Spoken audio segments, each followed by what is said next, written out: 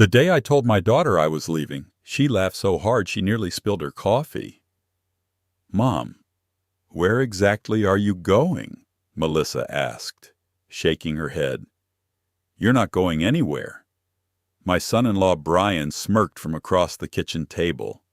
Neither of them believed I had the courage to walk away after everything.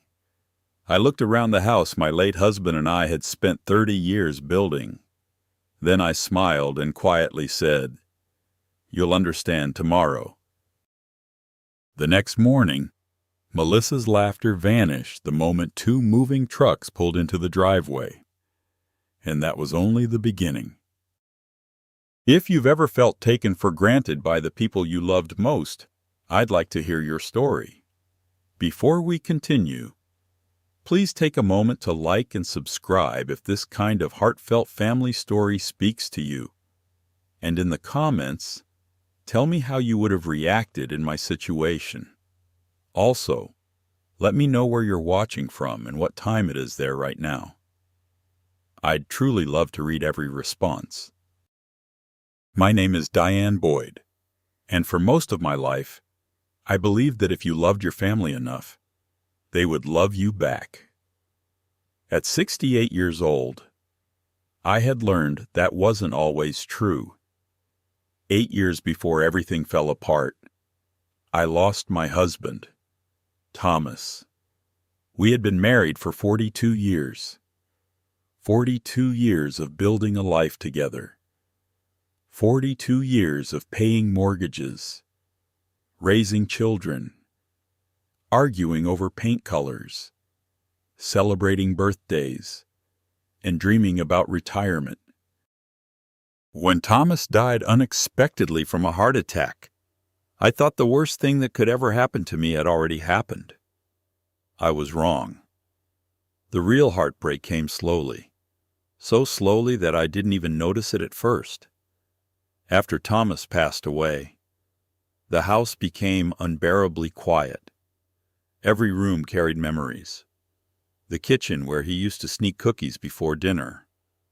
The living room where he watched football every Sunday. The porch where we'd sit together in the evenings and talk about absolutely nothing. For months, I wandered through the house like a ghost.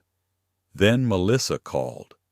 At the time, she was going through financial problems. Her marriage to Brian was struggling. Medical bills had piled up. Their apartment lease was ending. And they had a teenage daughter, Sophie, who needed stability. "Mom," Melissa said over the phone one evening, her voice trembling. "Would it be okay if we stayed with you for a little while?" I didn't hesitate. Of course I said yes. She was my daughter. What mother wouldn't help her child? I remember spending 2 entire weeks preparing their rooms. I painted walls, bought new bedding, cleaned every corner of the house.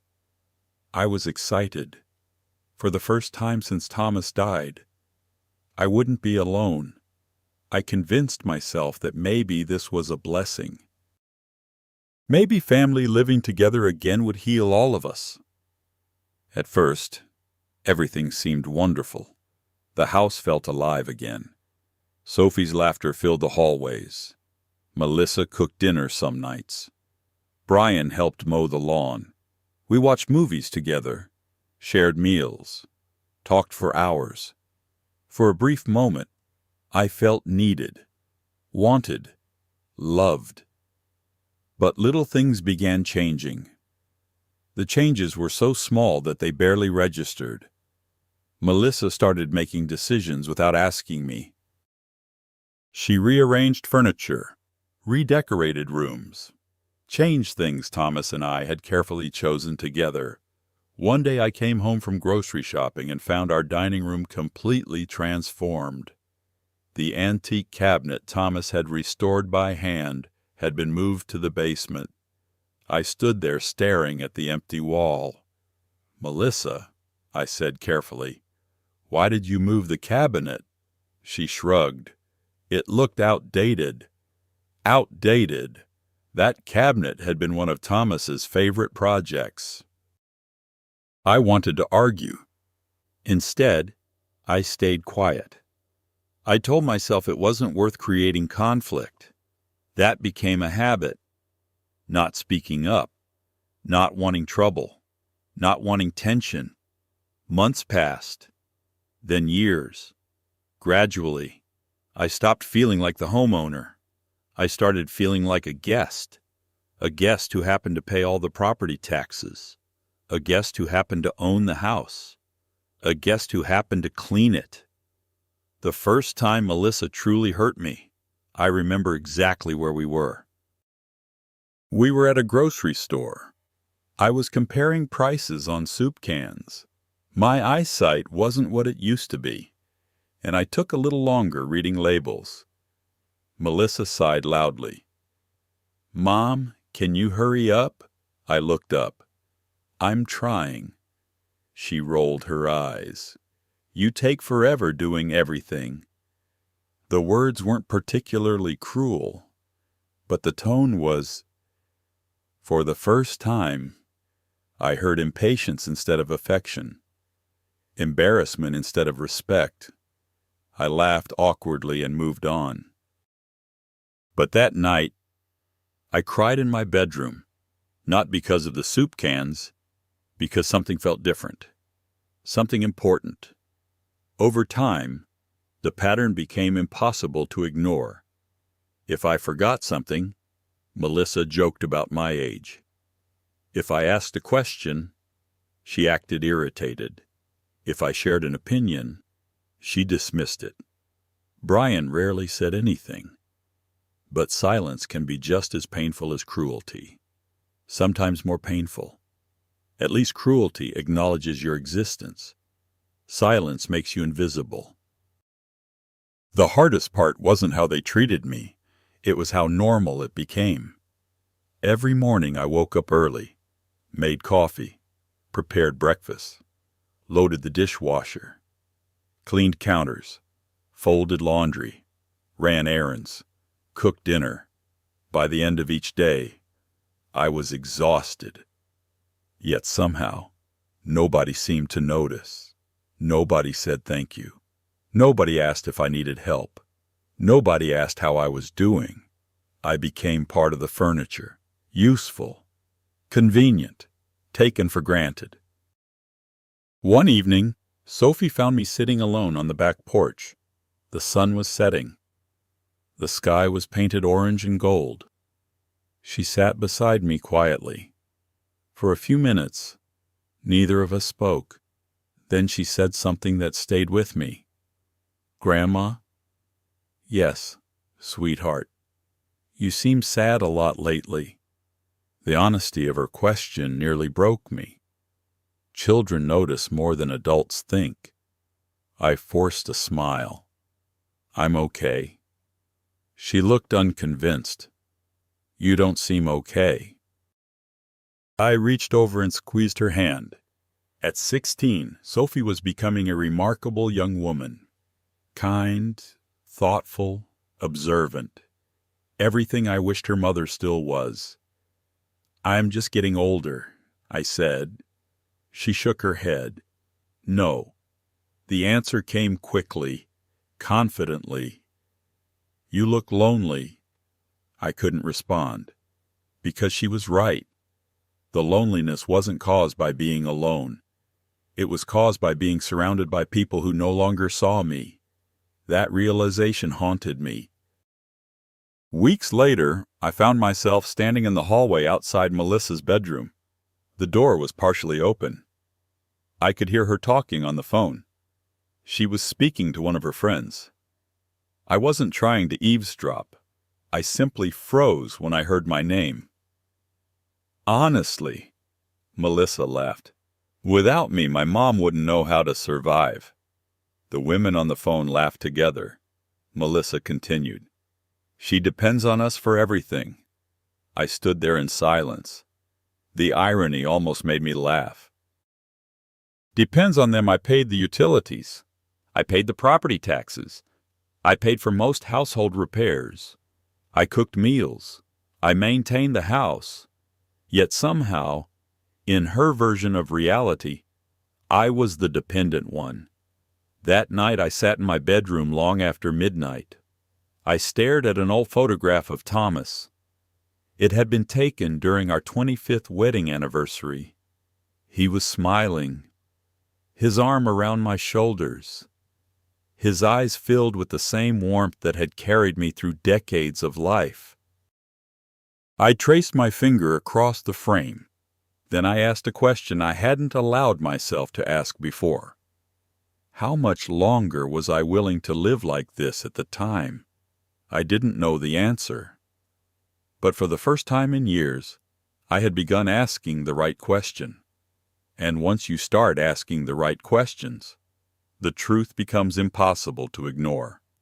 The truth was that something inside me was changing, quietly, slowly, but permanently. And neither Melissa nor Brian had any idea what was coming. If cruelty arrived all at once, most people would recognize it immediately. They would fight back. They would leave. They would protect themselves. But the worst kinds of wounds are often delivered in tiny cuts, small enough to ignore, small enough to excuse, small enough to survive, at least for a while. That was exactly how Melissa changed. Not overnight, not dramatically, little by little, one careless comment at a time, one eye roll at a time, one humiliating joke at a time. And before I realized it, my own daughter had become someone I barely recognized. One Saturday morning, I came downstairs wearing a floral blouse I had recently bought. It wasn't expensive, just something cheerful that had caught my eye at a department store. I was pouring coffee when Melissa walked into the kitchen. She looked at me. Then she laughed. Actually laughed. "What?" I asked. She shook her head. "Mom, you seriously bought that?" I glanced down at my blouse. I thought it was pretty. "It looks like something a 90-year-old woman would wear." Brian chuckled from behind his newspaper. Not loudly, just enough. Just enough to let me know he agreed. My smile faded. I looked back at my coffee. "Oh." That was all I said. Oh. A simple word. A small surrender. One of hundreds that would follow. The problem wasn't the blouse. The problem was that nobody defended me. Not even once. Months later, we attended a neighborhood barbecue. I was telling a story about a family vacation Thomas and I had taken years ago. Halfway through the story, I paused. For a moment, I couldn't remember the exact year. Melissa jumped in immediately. "See," she said, laughing. "Mom forgets everything these days." Several people smiled awkwardly. Someone changed the subject. And I sat there feeling smaller than I had in years. I wasn't suffering from dementia. I wasn't confused. I had simply forgotten a date, something every human being does. But Melissa had started turning normal moments into evidence that I was somehow declining. At first, I thought I was being too sensitive. Then the incidents became impossible to ignore. One afternoon, I misplaced my reading glasses. I spent 15 minutes looking for them. Eventually, I found them sitting on a bookshelf. Before I could laugh at myself, Melissa spoke. "Maybe it's time we start talking about assisted living." The words hit me like ice water. I stared at her. "Excuse me," she shrugged. "I'm just saying." Brian nodded slightly. Not agreeing, not disagreeing. Just enough to make me feel alone. I laughed nervously. But inside, something twisted painfully. Assisted living because I misplaced reading glasses. I knew people my age. Friends. Neighbors. Church members. Nobody talked this way to their parents. Nobody. At least not parents who were still fully capable of taking care of themselves. Yet somehow Melissa treated every normal mistake as proof that I was becoming a burden. Meanwhile, I was still the person running most of the household. I paid bills, scheduled repairs, handled insurance paperwork, managed finances, cooked meals, cleaned, organized, remembered birthdays, remembered appointments, remembered everything. But none of that seemed to matter. People only notice your strengths until they become accustomed to them. Then they start noticing only your weaknesses, or the weaknesses they imagine you have. The person I worried about most was Sophie, because she saw everything. One evening I was washing dishes after dinner. Melissa and Brian had already gone upstairs. Sophie remained at the table doing homework.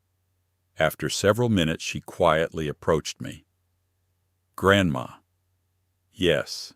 She hesitated. Then she lowered her voice. "I don't think what Mom says to you is okay." I froze. The water continued running. Neither of us spoke. Finally, I forced a smile. "Your mother is under a lot of stress." Sophie's expression hardened. That surprised me. She rarely challenged adults. That's not an excuse. The conviction in her voice startled me. I turned off the faucet. She continued, "You always make excuses for her." For a moment I didn't know what to say, because she was right. I always did. I always found reasons, stress, work, money, marriage, life, anything to avoid admitting the truth. The truth was simple. Melissa enjoyed feeling superior, and I had allowed it. Sophie looked down. I hear the things she says when you're not around. A knot formed in my stomach. What things? She hesitated again. Then regret appeared on her face, as if she already wished she hadn't started. Never mind. I placed a hand on hers. "No. Tell me." She swallowed hard. "Sometimes she talks about you like you're helpless." The kitchen suddenly felt colder. "How often?" Sophie's silence was answer enough. Far too often. I hugged her, and for the first time, I felt ashamed. Not because of Melissa, because my granddaughter had been forced to witness all of this. Children should never have to watch adults disrespect one another, especially family, especially mothers. That night I couldn't sleep. I kept replaying Sophie's words, helpless. The word bothered me more than it should have, because it wasn't true. I wasn't helpless. I had simply forgotten that I still had choices. The next morning, I bought a small notebook. Nothing fancy, just a plain black notebook from a drugstore. I told myself it was for organizing appointments. That was partly true, but it served another purpose. I started writing things down. Comments, conversations, dates, incidents, everything. At first, I wasn't even sure why. I just felt a growing need to keep track of reality. Maybe because Melissa had become so skilled at rewriting it. Every time she said something hurtful, I wrote it down. Every time she mocked me. Every time she dismissed me. Every time Brian silently supported her behavior. The notebook grew quickly, far quicker than I expected. 1 page became 5. 5 became 10. 10 became 20. Reading through it was shocking. When incidents happen separately, they seem small. When they sit together on paper, patterns emerge. And the pattern was ugly, very ugly. One afternoon, while organizing old financial records in my bedroom, I accidentally left the notebook on my desk. I went downstairs to answer the door. When I returned, Melissa was standing in my room, holding it. My heart dropped. She looked amused. "What is this?" I walked forward and took it from her. "It's private." She laughed. "You've been keeping notes." I said nothing. Her smile widened. "That's weird, Mom." Weird. Not painful. Not concerning. Not a sign that something was wrong between us. Just weird. Then she added something I would never forget. "Maybe you have too much free time." I almost laughed. Too much free time. The woman who cooked their meals, cleaned their house, handled half their responsibilities. Apparently I had too much free time. That evening, after everyone went to bed, I sat alone in the living room. The house was quiet. The same quiet I had once feared after Thomas died. But this quiet felt different. It felt revealing, honest. For years I had been asking myself how to keep peace, how to avoid conflict, how to make everyone happy. For the first time, another question entered my mind. What if peace wasn't possible because I was the only one trying to create it? I stared at Thomas's photograph on the mantel, the same photograph I looked at whenever I felt lost. And suddenly I realized something. If Thomas were alive, he would never allow this. Never. He would be furious. Not because someone forgot to thank me. Not because of a rude comment. But because I had started believing I deserved it. The notebook remained in my lap. Its pages filled with years of evidence. Years of disrespect. Years of excuses. Years of silence. And for the first time, I began wondering whether that silence was about to end. I didn't have a plan yet. I didn't know what I would do. But deep inside, a shift had begun. Small, quiet, dangerous. The kind of shift that changes everything. And soon, whether Melissa realized it or not, she was going to force me to make a choice neither of us could take back. My 68th birthday should have been a happy day. At least that's what I told myself. When Melissa announced she was planning a birthday dinner for me, I felt something I hadn't felt in a long time. Hope. Not a lot. Just enough to make me believe things might finally be changing. Maybe she had noticed the distance growing between us. Maybe she wanted to reconnect.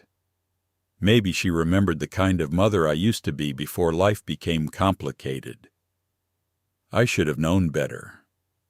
3 weeks before the dinner, Melissa became unusually enthusiastic. She called relatives, invited neighbors, even reached out to cousins I hadn't seen in years. The guest list kept growing. At first, I was touched. I told Carol over the phone that perhaps things were improving. "Maybe Melissa's trying," I said. Carol was quiet for a moment. Then she asked carefully, "Has she apologized for anything?" The question caught me off guard. "No." "Has she changed how she treats you?" I hesitated. "Not really." Carol sighed softly. "Diane, sometimes people organize celebrations for themselves, not for the person they're celebrating." I didn't want to hear that, so I ignored it. Looking back, I wish I hadn't. The day of the party arrived on a warm Saturday afternoon. The house was full by 4 o'clock. Cars lined the street. Laughter filled every room. People carried gifts and desserts into the kitchen. For a few hours, I genuinely enjoyed myself. I hugged cousins, caught up with old friends, listened to stories about grandchildren and retirements. For the first time in months, I felt visible, like I mattered again. Then dinner began. And everything changed. Melissa stood at the head of the dining room table, a wine glass raised in her hand. Everyone quieted down. I expected a toast, a few kind words, maybe a memory about family. Instead, she smiled in a way that immediately made me uneasy. "You all know my mom," she began. The room chuckled politely. Living with her has definitely been an adventure. A few people laughed. I smiled uncertainly, trying to stay positive. Then she launched into a story. It was about the time I accidentally locked myself out of the house 2 years earlier. A harmless mistake. Something that had happened once. Melissa exaggerated every detail.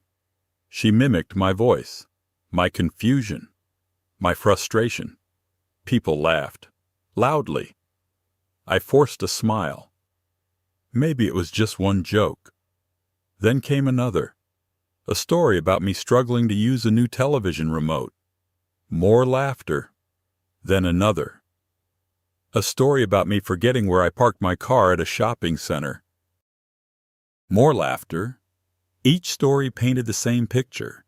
An old woman, confused, helpless, ridiculous. I sat frozen in my chair. The room seemed smaller somehow, hotter. The sound of laughter echoed in my ears. I glanced at Brian. He was grinning. Not uncomfortable, not embarrassed, enjoying it. That hurt more than I expected. Several relatives shifted awkwardly. A few stopped laughing. But nobody interrupted. Nobody said, "That's enough." Nobody defended me. Melissa continued. "I swear," she said dramatically, "if I didn't live here, Mom would probably burn the house down trying to make toast." The room erupted again. And that was the moment something inside me cracked. Not because the joke was particularly cruel, because it wasn't. It was because I finally understood something. This wasn't accidental. This wasn't thoughtlessness. This was deliberate. Melissa wasn't honoring me. She was entertaining people at my expense, and she enjoyed it. I looked around the table, at faces I'd known for decades. Some looked uncomfortable, some looked amused. Most looked relieved that they weren't the target. I suddenly felt exhausted, deeply exhausted. The kind of exhaustion that comes when you've been carrying pain for too long. Eventually, the speeches ended. Dinner continued. Conversations resumed, but I barely heard any of them. I spent most of the evening quietly clearing plates and cleaning dishes. My own birthday party. And somehow I was still working. At one point, Sophie entered the kitchen. She looked upset. "Grandma." I turned. She wrapped her arms around me. Unexpectedly. Tightly. "I'm sorry." I blinked. "For what?" She glanced toward the dining room. "You know." I swallowed hard, then kissed the top of her head. It's okay. But it wasn't okay. And Sophie knew it. Later that evening, guests began leaving. One by one, cars disappeared, lights dimmed. The house slowly emptied. By 10 o'clock, only Melissa, Brian, Sophie, and I remained. Melissa was still laughing about one of the stories she'd told. Still proud of herself. Still completely unaware of what she'd done. I helped load the dishwasher, wipe down counters, put away leftovers. No one thanked me. No one mentioned the speeches. No one asked if I was okay. Around 11 o'clock, I finally went upstairs to my bedroom. I closed the door, sat on the edge of my bed, and cried. Not dramatic sobs. Not loud tears, just quiet heartbreak. The kind nobody sees. the kind that accumulates over years. I looked over at Thomas's photograph, the same one that had become my silent companion since he died. For several minutes, I simply stared at it.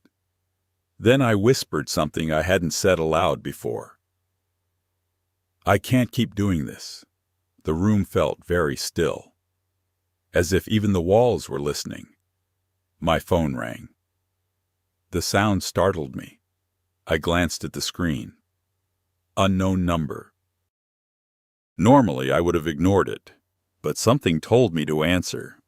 "Hello?" A familiar voice responded. "Diane, it's Robert Jenkins." I immediately recognized the name. Robert had been Thomas's attorney for years. Even after Thomas passed away, Robert occasionally checked in. Not often, but enough to remind me he was still there. "Robert, I'm sorry for calling so late." "That's all right." There was a brief pause. Then he spoke carefully. "I wanted to let you know that everything has been finalized." I sat up straighter. My heartbeat quickened. For months, Robert had been helping me review old documents Thomas left behind. Property records, estate paperwork, financial protections, things I had neglected for years. "Finalized?" I asked. "Yes." His voice carried quiet satisfaction. "Every document has been updated." I closed my eyes. A strange mixture of relief and nervousness washed over me. "Good." "You sound tired." I laughed softly. "It's been a long day." "Birthday party," I was surprised he remembered. "Yes." "How was it?" I looked toward the bedroom door, toward the house beyond it, toward the family I no longer recognized. Then I answered honestly, "It was enlightening." Robert was silent. Perhaps he heard something in my voice, because when he spoke again, his tone changed, more serious. "Diane, are you sure you're ready?"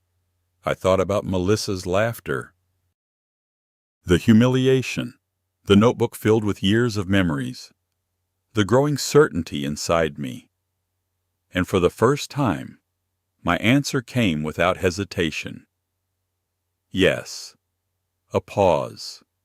Then Robert said something that would change everything. "Good, because whenever you're ready, the house paperwork is waiting." The house paperwork. 3 simple words. But those words carried years of history, years of assumptions, years of secrets nobody else in the family understood. After we hung up, I sat quietly in the darkness. The tears had stopped. The sadness remained. But something new had joined it. Resolve. For years I had accepted whatever treatment came my way. For years I had chosen silence. For years I had convinced myself that enduring pain was the same thing as loving my family. That night, for the first time, I realized they were not the same thing at all. And downstairs, sleeping peacefully under my roof, my daughter had absolutely no idea that the foundation beneath her life was about to shift. The truth about our house was something almost nobody knew. Not the neighbors, not most of our relatives, and certainly not the people who listened to Melissa talk as if she owned the place. The truth was buried under years of assumptions, years of silence. Years of me allowing a false story to grow because correcting it seemed easier than starting an argument. But every house has a history, and this one began long before Melissa ever moved back in. When Thomas and I bought the house, we were young and terrified. I was 29. He was 31. We had a 6-year-old daughter and exactly enough money to make a down payment if nothing went wrong. Of course, everything went wrong. The roof leaked. The furnace broke. The car died. There were months when we honestly didn't know how we would make the mortgage payment. But somehow we always did. Thomas worked overtime. I took bookkeeping jobs from home. We sacrificed vacations, skipped luxuries, made difficult choices. We built that house one payment at a time, one repair at a time, one sacrifice at a time. I still remember the day we made the final mortgage payment. Thomas came home carrying a bottle of cheap champagne. We sat on the living room floor because we hadn't finished buying furniture yet, and we celebrated like we'd won the lottery. "This house is ours," he kept saying. Ours. That word meant everything. Years later, when Melissa left for college, Thomas stood in her empty bedroom and smiled. "We did it, Diane." "What?" "We raised a good kid." Back then, I believed that too. Maybe that's why what happened later hurt so much. Because it wasn't just disappointment, it was grief. The grief of watching someone you love become someone you barely recognize. As the years passed, Thomas and I continued improving the house.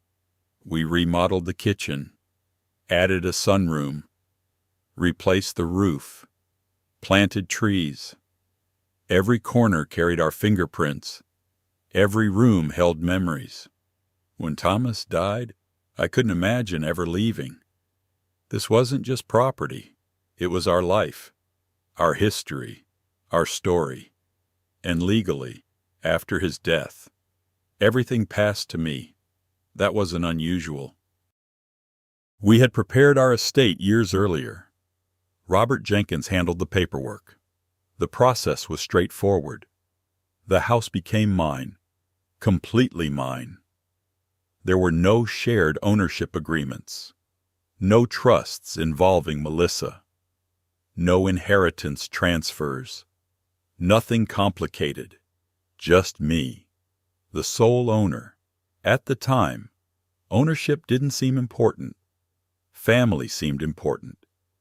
Which is why, when Melissa called asking for help, I welcomed her without hesitation. I didn't ask for rent. I didn't ask for utility contributions. I didn't create contracts. I didn't establish boundaries. I simply opened my door. Looking back, that may have been my biggest mistake, not helping her. I would help her again. The mistake was assuming gratitude would naturally follow generosity. Life doesn't work that way. Some people appreciate kindness. Others begin expecting it. The transition happens slowly. At first, Melissa introduced the house correctly. She would say things like, "My mom's house. We're staying with my mom." We moved in with her for a while. Then the language changed, subtly, almost invisibly. Our house. The house. Home. Eventually, I noticed something stranger. When speaking to new people, Melissa sometimes implied the house belonged to her. The first time I heard it, I was shocked. We were speaking with one of her coworkers who had stopped by. The woman admired the property. "It's beautiful," she said. Melissa smiled proudly. "Thanks. We've put a lot into it. I remember staring at her, wondering if she'd correct herself. She didn't. The conversation moved on. Later that evening, I mentioned it. "Melissa, yeah. When your coworker was here, you made it sound like you owned the house." She looked genuinely annoyed. "Oh, Mom, does that really matter?" The answer should have been obvious. Yes, it mattered. Not because I cared about recognition, because the truth mattered. But instead of arguing, I let it go. Again. That became my pattern, letting things go. Each time I did, the next offense became easier for her. A year later, I attended a family reunion. One of my cousins pulled me aside. I didn't know Melissa bought your house." I laughed. "What?" "That's what I heard." For several seconds, I couldn't even respond. The rumor had spread that far. Melissa had never directly told me she was claiming ownership. But clearly, somewhere along the way, people had been led to believe it. When I asked her about it later, she shrugged. "I never said I bought it." "You didn't correct people either." "What's the big deal?" The big deal. That phrase again. Every concern I raised became a big deal. Every boundary became an inconvenience. Every truth became optional. Over time, I started noticing something else. Melissa talked about the future as though ownership was inevitable. "If we renovate this room someday, when Brian and I eventually redo the backyard, we'll probably replace these cabinets eventually. Always we. Always our plans. Never once asking whether I wanted those things. Never acknowledging that the final decision belonged to me." One afternoon, about 6 months before my birthday party, I overheard Melissa speaking with a neighbor in the driveway. I wasn't trying to listen. I simply happened to be near an open window. The neighbor asked a simple question. "Do you think you'll stay here long term?" Melissa laughed. "Oh, definitely." Then she said something that made my stomach tighten. "This house will be mine eventually anyway. Mine eventually anyway." The confidence in her voice was startling, as though the outcome had already been decided, as though I were merely an obstacle waiting to disappear. That night, I sat awake thinking about those words. Not because I planned to leave her nothing. I had never thought that way. What bothered me was the entitlement, the assumption, the certainty that my role in the story was over, as though my remaining years were just a waiting period, a countdown. I found myself wondering something uncomfortable. Had Melissa stopped seeing me as a person? Had I become merely the current occupant of assets she expected to inherit? The thought horrified me, because no mother wants to believe that about her child. I spent weeks trying to convince myself I was being unfair, too sensitive, too suspicious. Then more things happened. More comments, more assumptions, more evidence. And eventually the pattern became impossible to deny. One evening, I met Robert Jenkins for coffee. Officially, we were reviewing estate documents. Unofficially, I needed clarity. Robert listened carefully as I described some of what had been happening. Not everything, just enough. When I finished speaking, he folded his hands. "Diane, yes, you know your rights, correct?" I nodded. "I think so." "No." His voice was gentle but firm. "I mean your actual rights." I looked at him silently. "You own the property." He paused. "Nobody else." I already knew that. Yet hearing someone say it aloud felt strangely powerful. For years, I had behaved like a guest. For years, Melissa had behaved like an owner. Somewhere along the way, I had forgotten reality. Robert continued, "You have spent so much time trying to avoid conflict that you've allowed people to rewrite the truth." That sentence stayed with me, because it was accurate, painfully accurate. I drove home that evening deep in thought. The sun was setting. The house appeared in the distance. The same house Thomas and I had fought so hard to keep. The same house everyone assumed would automatically become Melissa's. The same house whose ownership nobody questioned because I never corrected them. As I parked in the driveway, I noticed Melissa standing on the porch talking on her phone, laughing, confident, comfortable, like someone completely secure in her future. She didn't know it yet, but the foundation beneath that confidence wasn't nearly as solid as she believed. And for the first time, I began seriously considering what would happen if I stopped letting everyone else decide my story. The conversation that changed everything happened on a Tuesday night. A completely ordinary Tuesday. Nothing special. Nothing dramatic. At least not at first. Dinner had ended around 7. I had cooked pot roast, mashed potatoes, and green beans. One of Brian's favorite meals. He barely looked up from his phone while eating. Melissa spent most of dinner complaining about work. Sophie disappeared upstairs afterward to finish homework. By 9 o'clock, the house had settled into its usual routine. Brian was in the family room watching television. Melissa was upstairs. I was folding laundry in my bedroom. Just another evening. Just another day of trying to stay invisible. Around 10 o'clock, I realized I'd left my reading glasses downstairs. I got up and quietly walked into the hallway. The upstairs landing overlooked part of the family room below. As I approached the staircase, I heard voices. Melissa's voice.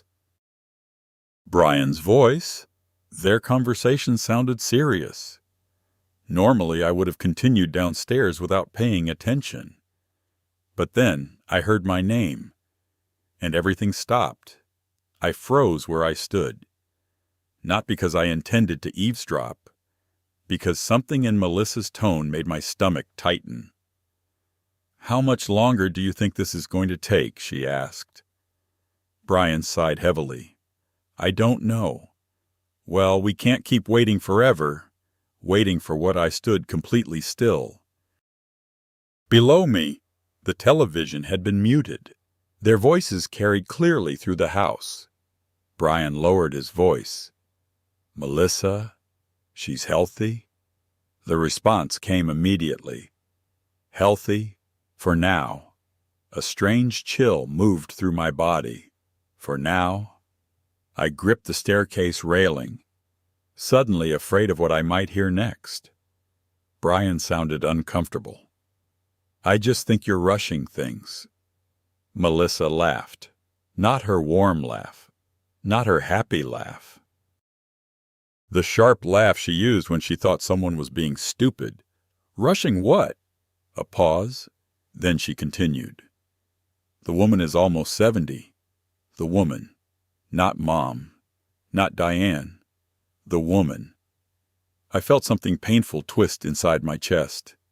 Brian remained silent. Melissa kept talking. "Look around." Another laugh. "She forgets things. Everybody forgets things." "Exactly. Which means it won't be difficult." My heart began pounding. Difficult. What wouldn't be difficult? For several seconds, neither of them spoke. Then Brian asked the question I was afraid to ask myself. "Have you seriously thought about assisted living?" The room went silent. My entire body tensed. Then Melissa answered. "Of course I have." The words hit me like a physical blow. Not because of assisted living itself. Many wonderful people live in assisted living communities. The pain came from the casualness, the planning, the fact that they were discussing my future without me. As if I weren't a person, as if I were a problem to solve. Brian sounded uncertain. "I don't know." Melissa sighed dramatically. "You never know. She's still independent.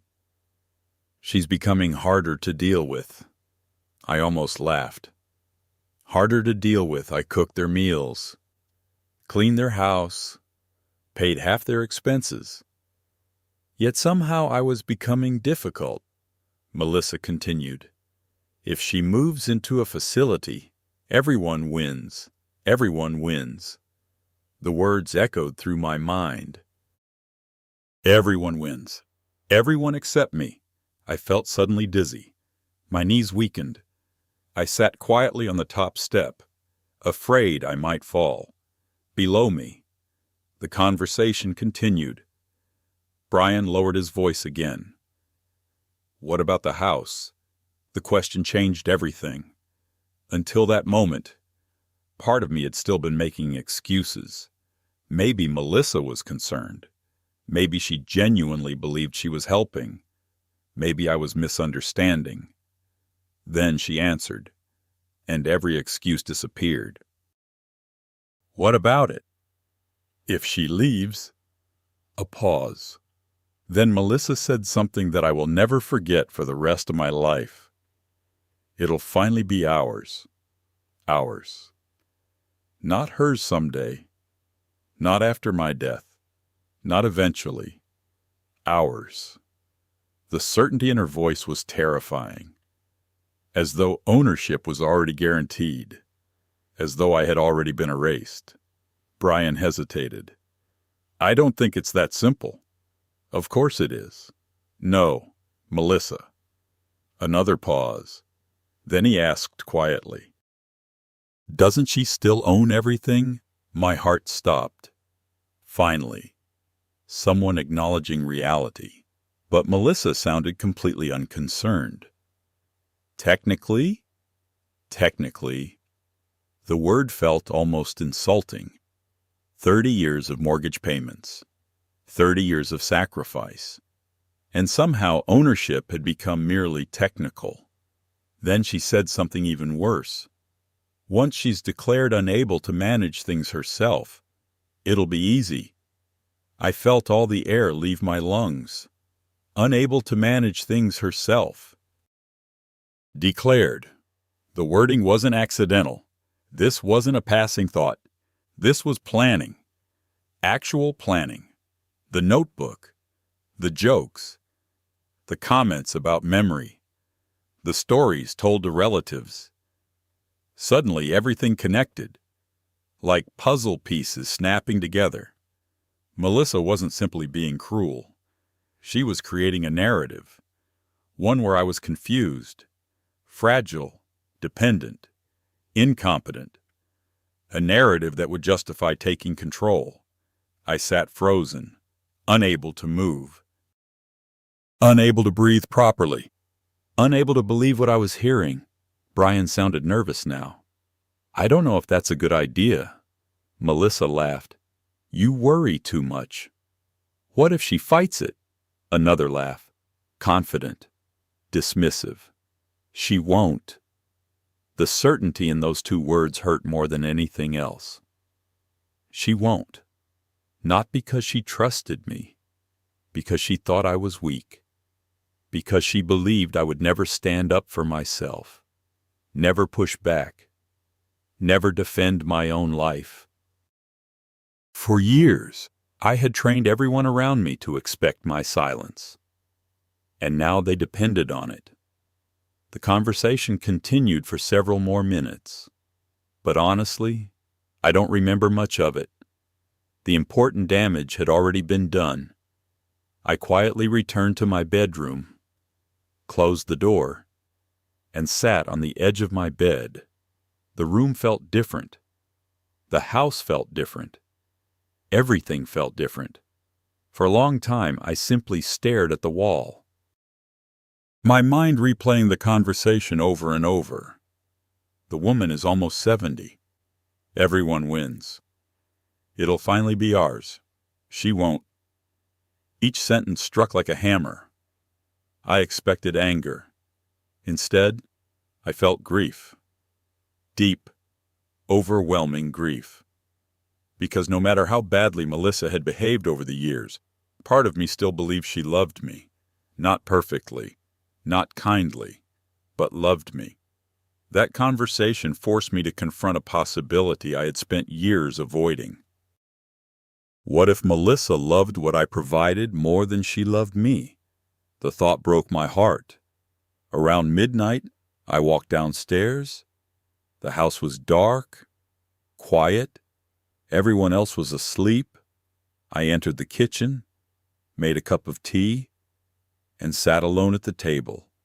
The same table where Thomas and I had shared thousands of conversations. I found myself wishing desperately that he were there, not because he could solve the problem, because he would understand it. He would understand the betrayal, the loneliness, the disbelief. Eventually, I got up and walked into the living room. His photograph sat on the mantel. I picked it up, held it carefully, and for the first time in years, I spoke aloud as if he were standing beside me. "She thinks I'm weak." My voice cracked. A tear rolled down my cheek. Then another, and another. I don't know where we went wrong. The room remained silent. But somewhere inside that silence, another feeling began to emerge. Not sadness, not grief, something stronger. Resolve. Because for the first time, I understood exactly what I was dealing with. This wasn't disrespect anymore. This wasn't selfishness. This wasn't thoughtlessness. This was a plan. And if Melissa was planning my future without my permission, then I needed to start planning my own. The next morning, before anyone else woke up, I called one person. Carol Mitchell, my oldest friend. The woman who had known me for more than 40 years. When she answered, she immediately heard something in my voice. "Diane," I swallowed hard. "Carol, what happened?" For a moment, I couldn't speak. Then I said 4 words that would change the course of my life. "I think I'm ready." Ready for what? At that moment, I wasn't entirely sure. But for the first time in years, I knew one thing with absolute certainty. I was no longer willing to sit quietly while other people decided what would happen to me. And neither Melissa nor Brian had any idea that their conversation the night before had just destroyed the last reason I had for staying. The morning after I overheard Melissa and Brian discussing my future, I woke up feeling strangely calm. Not happy, not relieved. Calm. The kind of calm that comes after a difficult decision has already been made. For years, I had lived in a constant state of emotional confusion. Should I speak up? Should I stay quiet? Was I overreacting? Was I imagining things? But after hearing that conversation, all uncertainty disappeared. The truth was finally clear. And clarity, even painful clarity, can be incredibly freeing. At 7 o'clock that morning, I sat at the kitchen table with a cup of coffee and called Carol Mitchell, my oldest friend, the woman who knew me better than almost anyone alive. She answered on the second ring. "Diane." Her voice sounded concerned immediately, as though she had sensed my call before it happened. "Good morning." "Diane, what happened?" I stared out the kitchen window. The backyard looked peaceful. Birds hopped across the grass. The world seemed perfectly normal. Yet nothing felt normal anymore. "I think I'm ready." There was a long silence. Then Carol asked softly, "Ready to leave?" I closed my eyes. Yes. The word felt surprisingly powerful, not because I was leaving a house, because I was finally leaving a situation that had been destroying me piece by piece. Carol exhaled slowly. "I've been waiting a long time to hear you say that." I laughed weakly. "That obvious." "Diane, I've known you for 43 years. She paused. "You stopped sounding happy a long time ago. That hurt because it was true." For nearly an hour we talked. Really talked. Not the polite conversations people have when they're pretending everything is fine. The honest kind. The necessary kind. I told her everything. The comments. The humiliation. The birthday party. The conversation about assisted living. The plans for the house. the assumptions, the disrespect. When I finished, Carol was quiet. Then she said something I desperately needed to hear. "You're not crazy." I laughed through tears. "I know." "No." Her voice grew firmer. "I mean it. You've spent years questioning yourself because people around you keep minimizing what they're doing." I stared at the table, because she was right. Every concern became an overreaction. Every hurt feeling became sensitivity. Every boundary became selfishness. Eventually you start doubting your own reality. Carol continued, "Diane, you deserve peace." For some reason, those words made me cry. Not because they were profound, because nobody had said them to me in years. You deserve peace. The idea felt almost foreign. After our conversation ended, I sat quietly for several minutes. Then I picked up my phone again. This time I called Robert Jenkins. He answered immediately. "Diane, Robert, I'd like to move forward." His response came without hesitation. "Good." As though he had been expecting the call. Perhaps he had. Over the next 2 hours, Robert explained everything. Every option, every protection, every legal detail. The house remained solely mine. No surprises, no complications, no hidden claims, no ownership rights for Melissa or Brian. Legally, the situation was straightforward. Emotionally, it was anything but. Before hanging up, Robert asked one final question. "Have you decided where you're going?" I looked down at the note Carol had texted me earlier. Her address in Wilmington, North Carolina, a place I had visited years ago.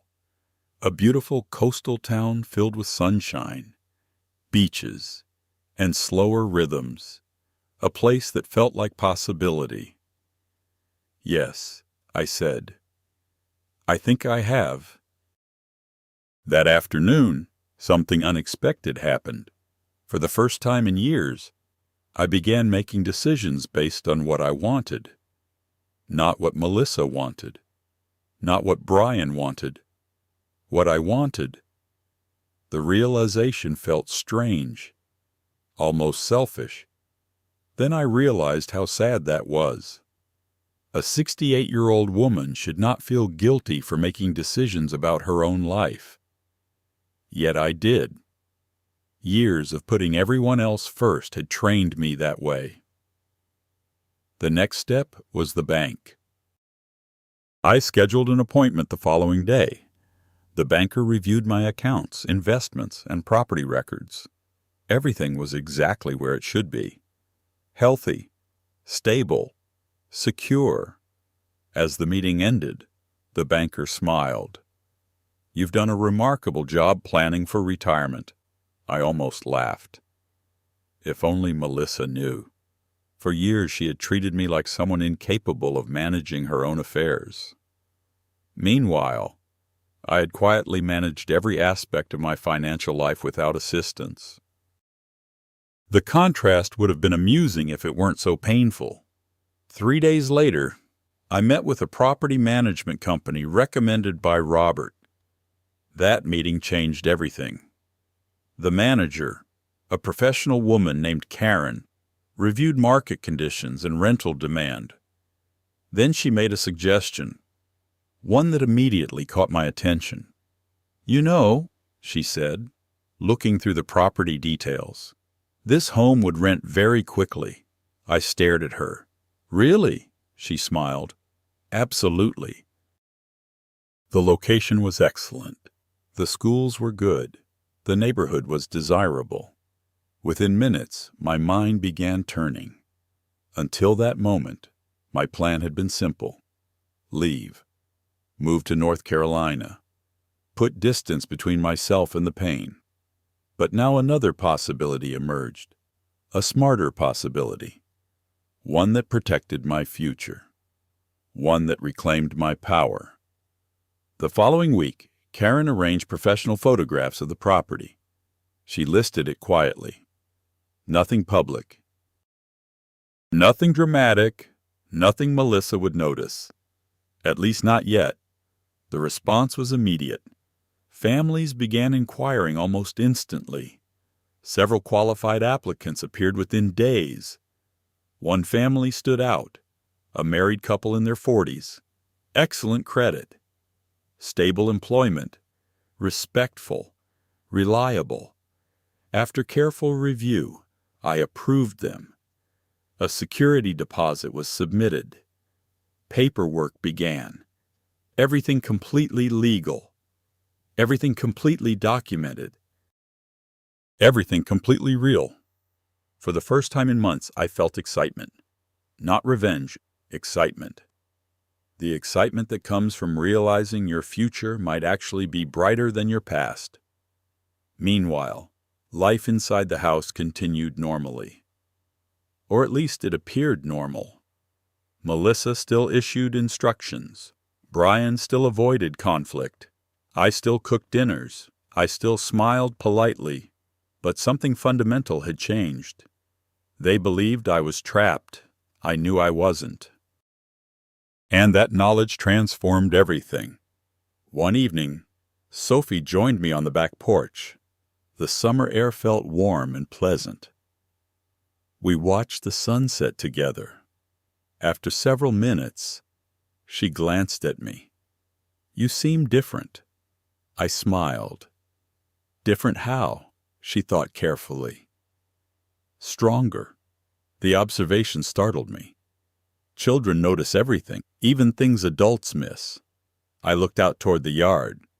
Maybe she was right. Not stronger physically, but stronger emotionally. Stronger because I had stopped waiting for someone else to rescue me. Eventually, Sophie returned inside.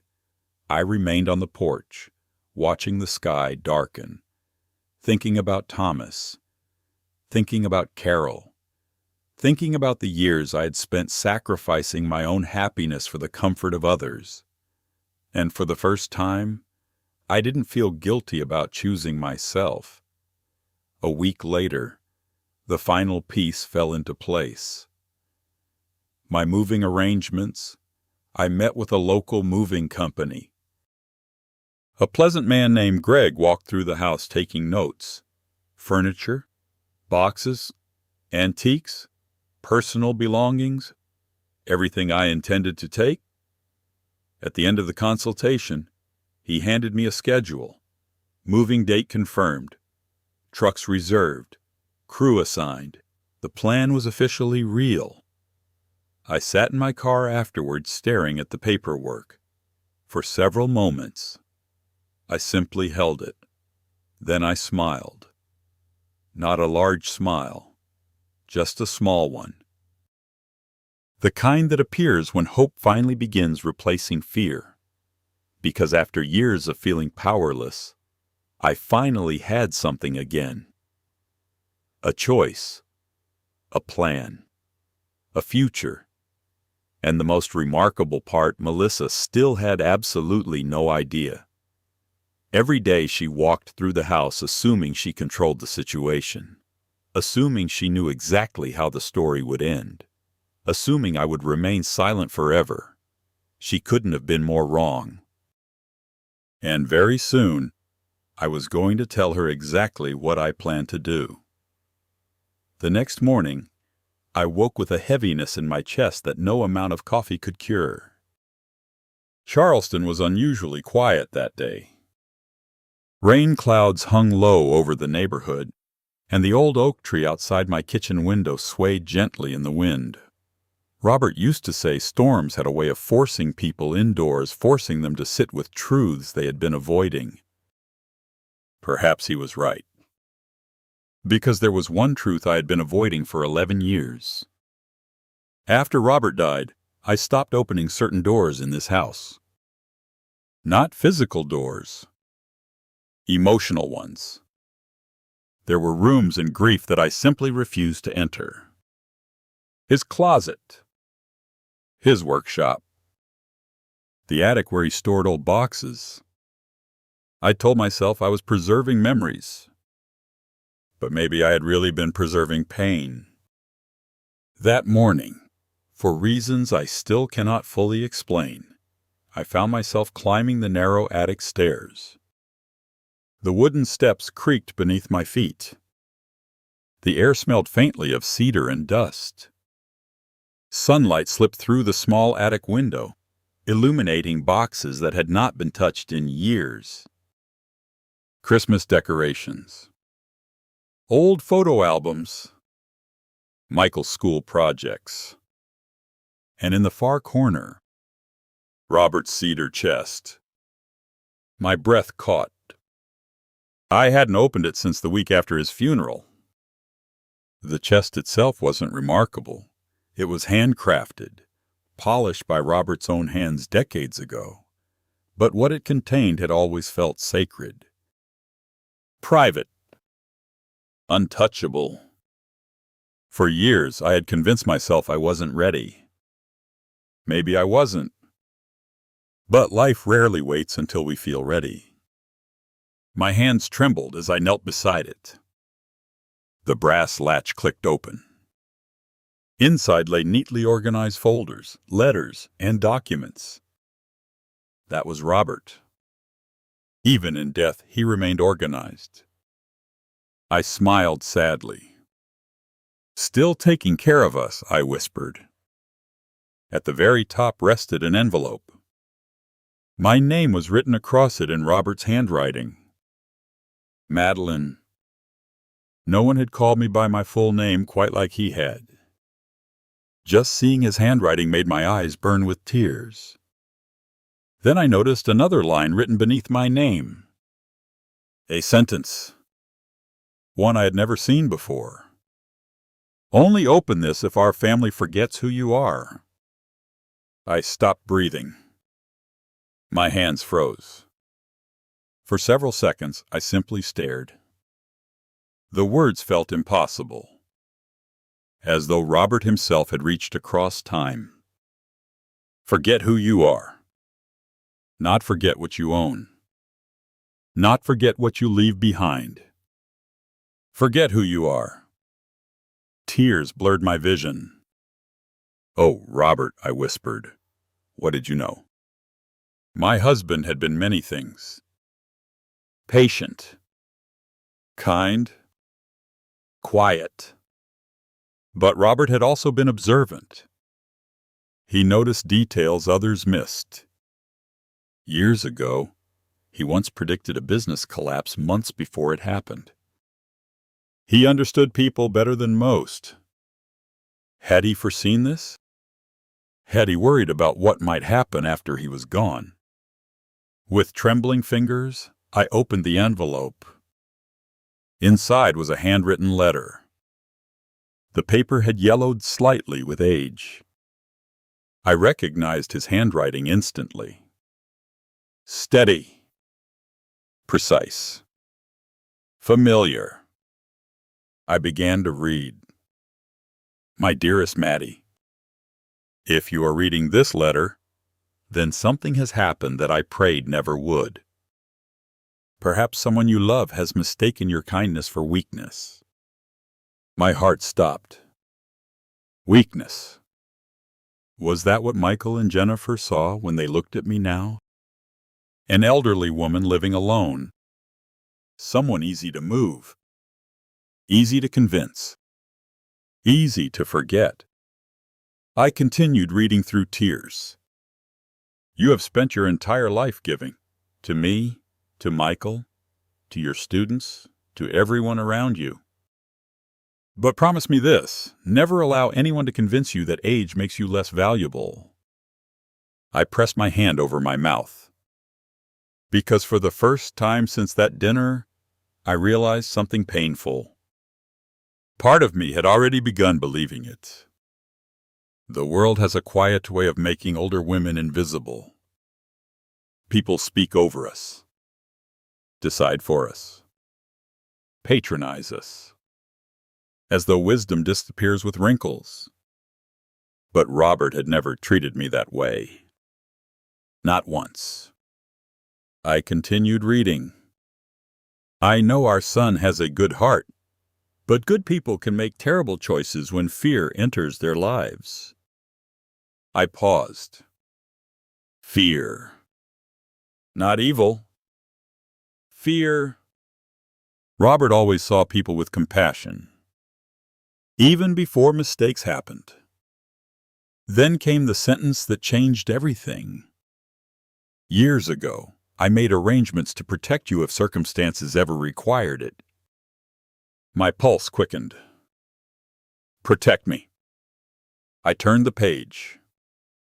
Attached to the letter was a list of account numbers, investment records, legal documents, and a name I recognized immediately. William Carter, Robert's former business partner. I had not spoken to William in nearly 8 years. The two men had worked together for decades.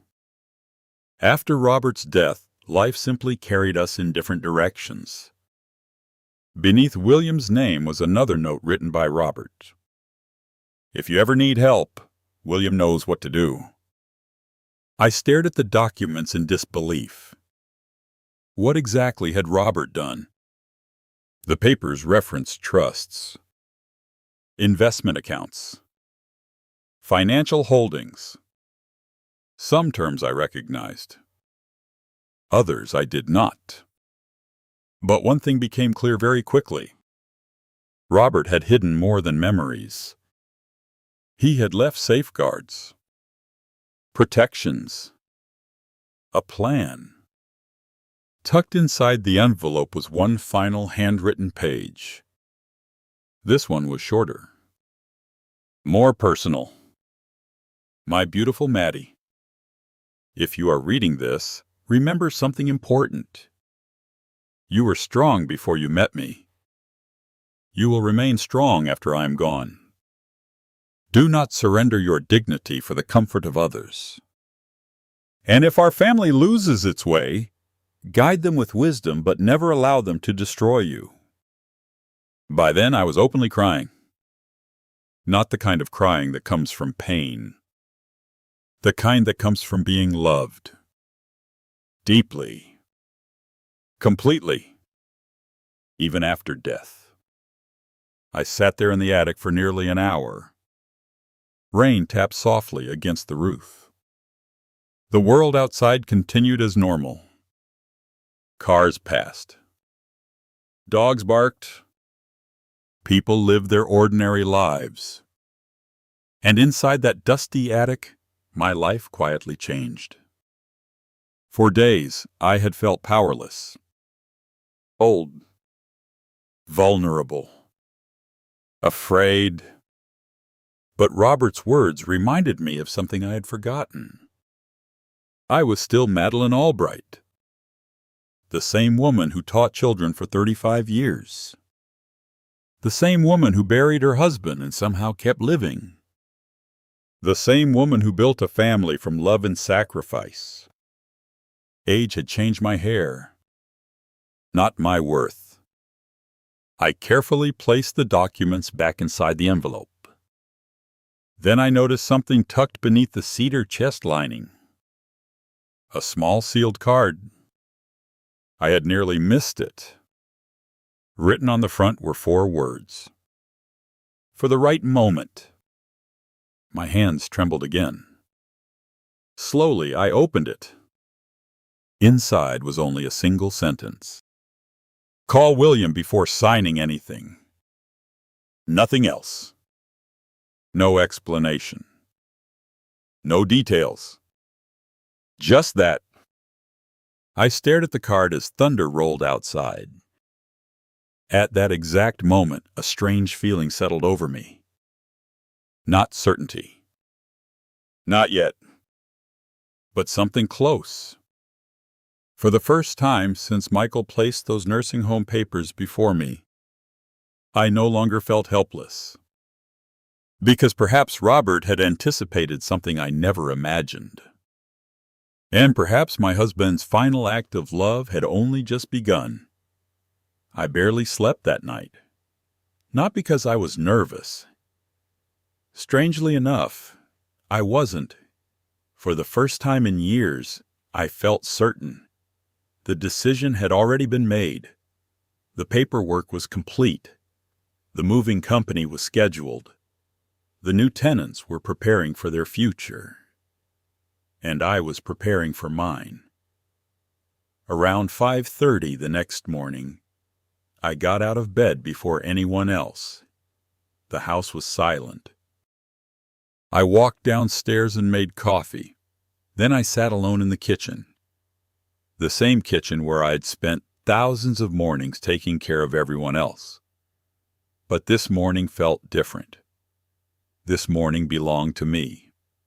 The sunrise slowly brightened the backyard. Birds chirped. The neighborhood began waking up. And somewhere across town, 2 moving trucks were getting ready to drive toward my house. At exactly 7 o'clock, my phone buzzed. It was Greg, the moving coordinator. "Well, we're on our way, Miss Boyd." I smiled. "Thank you." After hanging up, I took one final look around the kitchen. The memories were everywhere. Thomas reading newspapers at the table, holiday dinners, birthday cakes, Christmas mornings. A lifetime contained inside walls and furniture. For a brief moment, sadness washed over me. Not regret, just sadness. Because no matter how painful the recent years had been, leaving still meant saying goodbye to a chapter of my life. Then I remembered Melissa laughing, and the sadness passed. By 8 o'clock, the rest of the family began waking up. Brian came downstairs first, half asleep, still wearing sweatpants. "Morning." "Good morning." He poured himself coffee, completely unaware that his life was about to change. Melissa appeared a few minutes later. She glanced at me, then smirked. "Still moving today?" The sarcasm was impossible to miss. I simply nodded. "Yes." She laughed. "Okay, Mom." Then she sat down and started scrolling through her phone. Neither of them believed me. Not even a little. For years, they had assumed I would never follow through on anything that might inconvenience them. That assumption was about to become very expensive. At 8:45, I heard the sound. A low rumble approaching from the end of the street. I looked out the front window and smiled. The trucks had arrived. Not one. 2 large moving trucks slowly turned into the driveway. Bright white, impossible to miss. The logos on the side reflected the morning sunlight. For a moment, the entire world seemed to freeze. Then Melissa looked up. At first, she seemed confused. Then she stood, walked toward the window, and stared. The expression on her face was priceless. "What?" She blinked. "What is that?" I calmly sipped my coffee. "My moving company." Silence. Complete silence. Brian immediately stood up. His eyes widened. "You weren't joking." I looked at him. No. Outside, workers began stepping out of the trucks.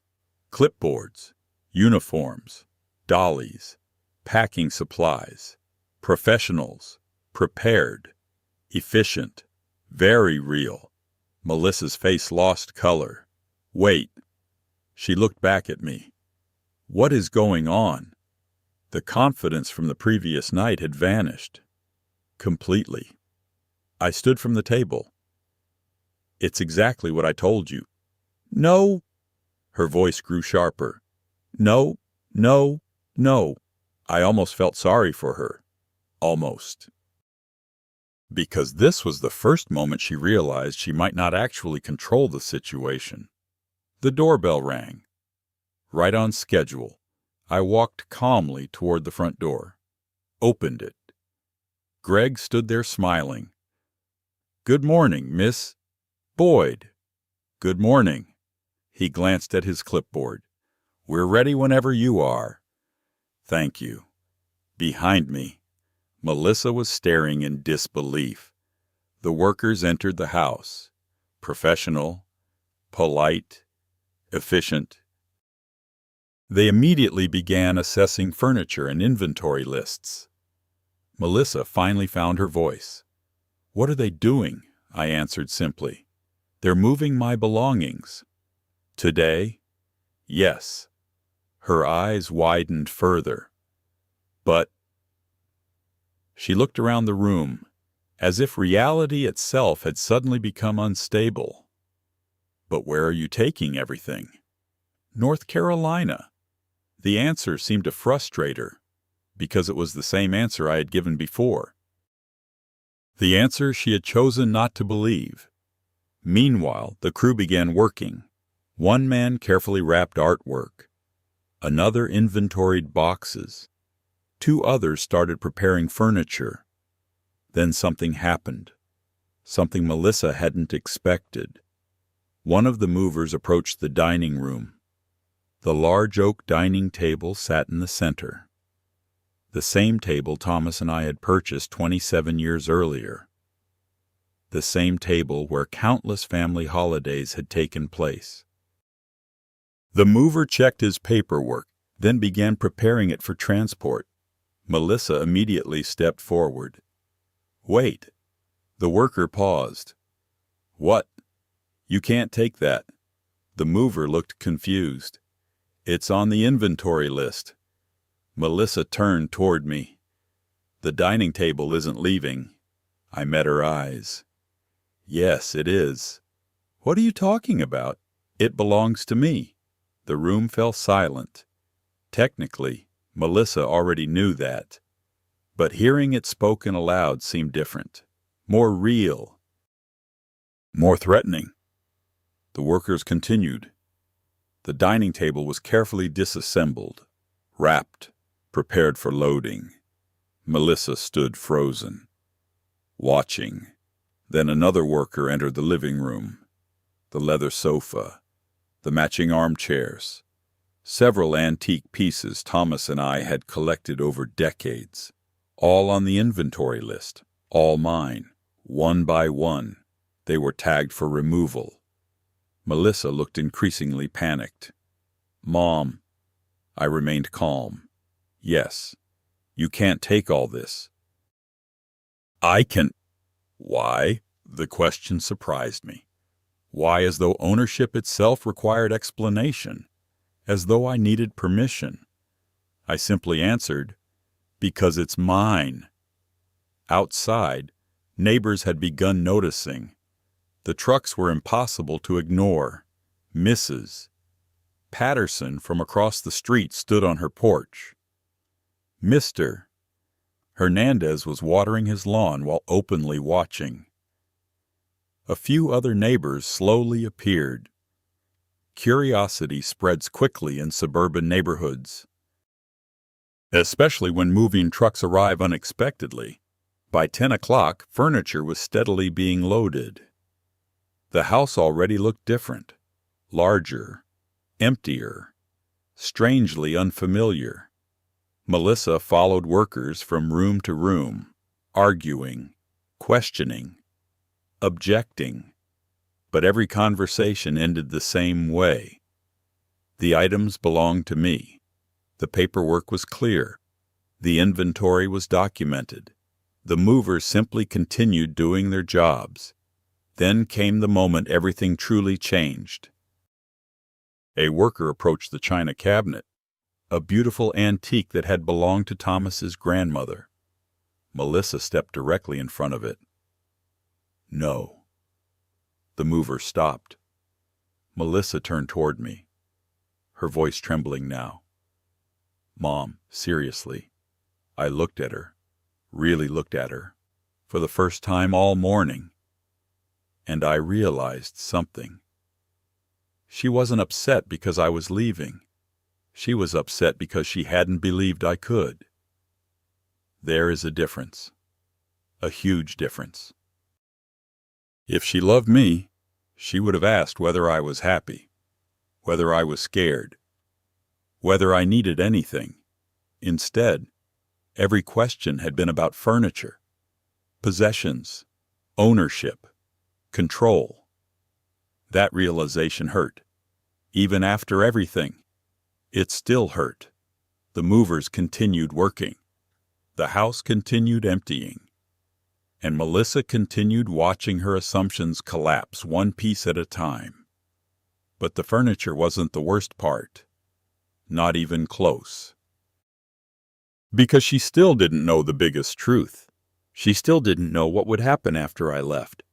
She still believed this was simply a move, a temporary disruption, an inconvenience. She had no idea that the real shock was still coming.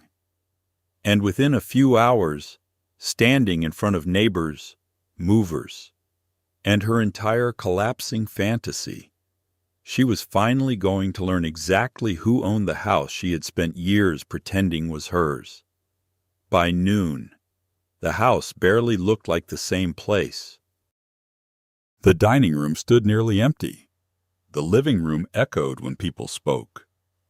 Entire sections of my life had already been loaded onto the trucks. And with every piece that disappeared through the front door, Melissa grew more frantic. At first, she'd been confused, then annoyed, then angry. Now she was terrified. Not because I was leaving, because she could finally see that she had completely misjudged me. For years, she had assumed I would never take action, never enforce a boundary, never challenge her version of reality. Now, standing in the middle of a half-empty house, she was watching that illusion collapse.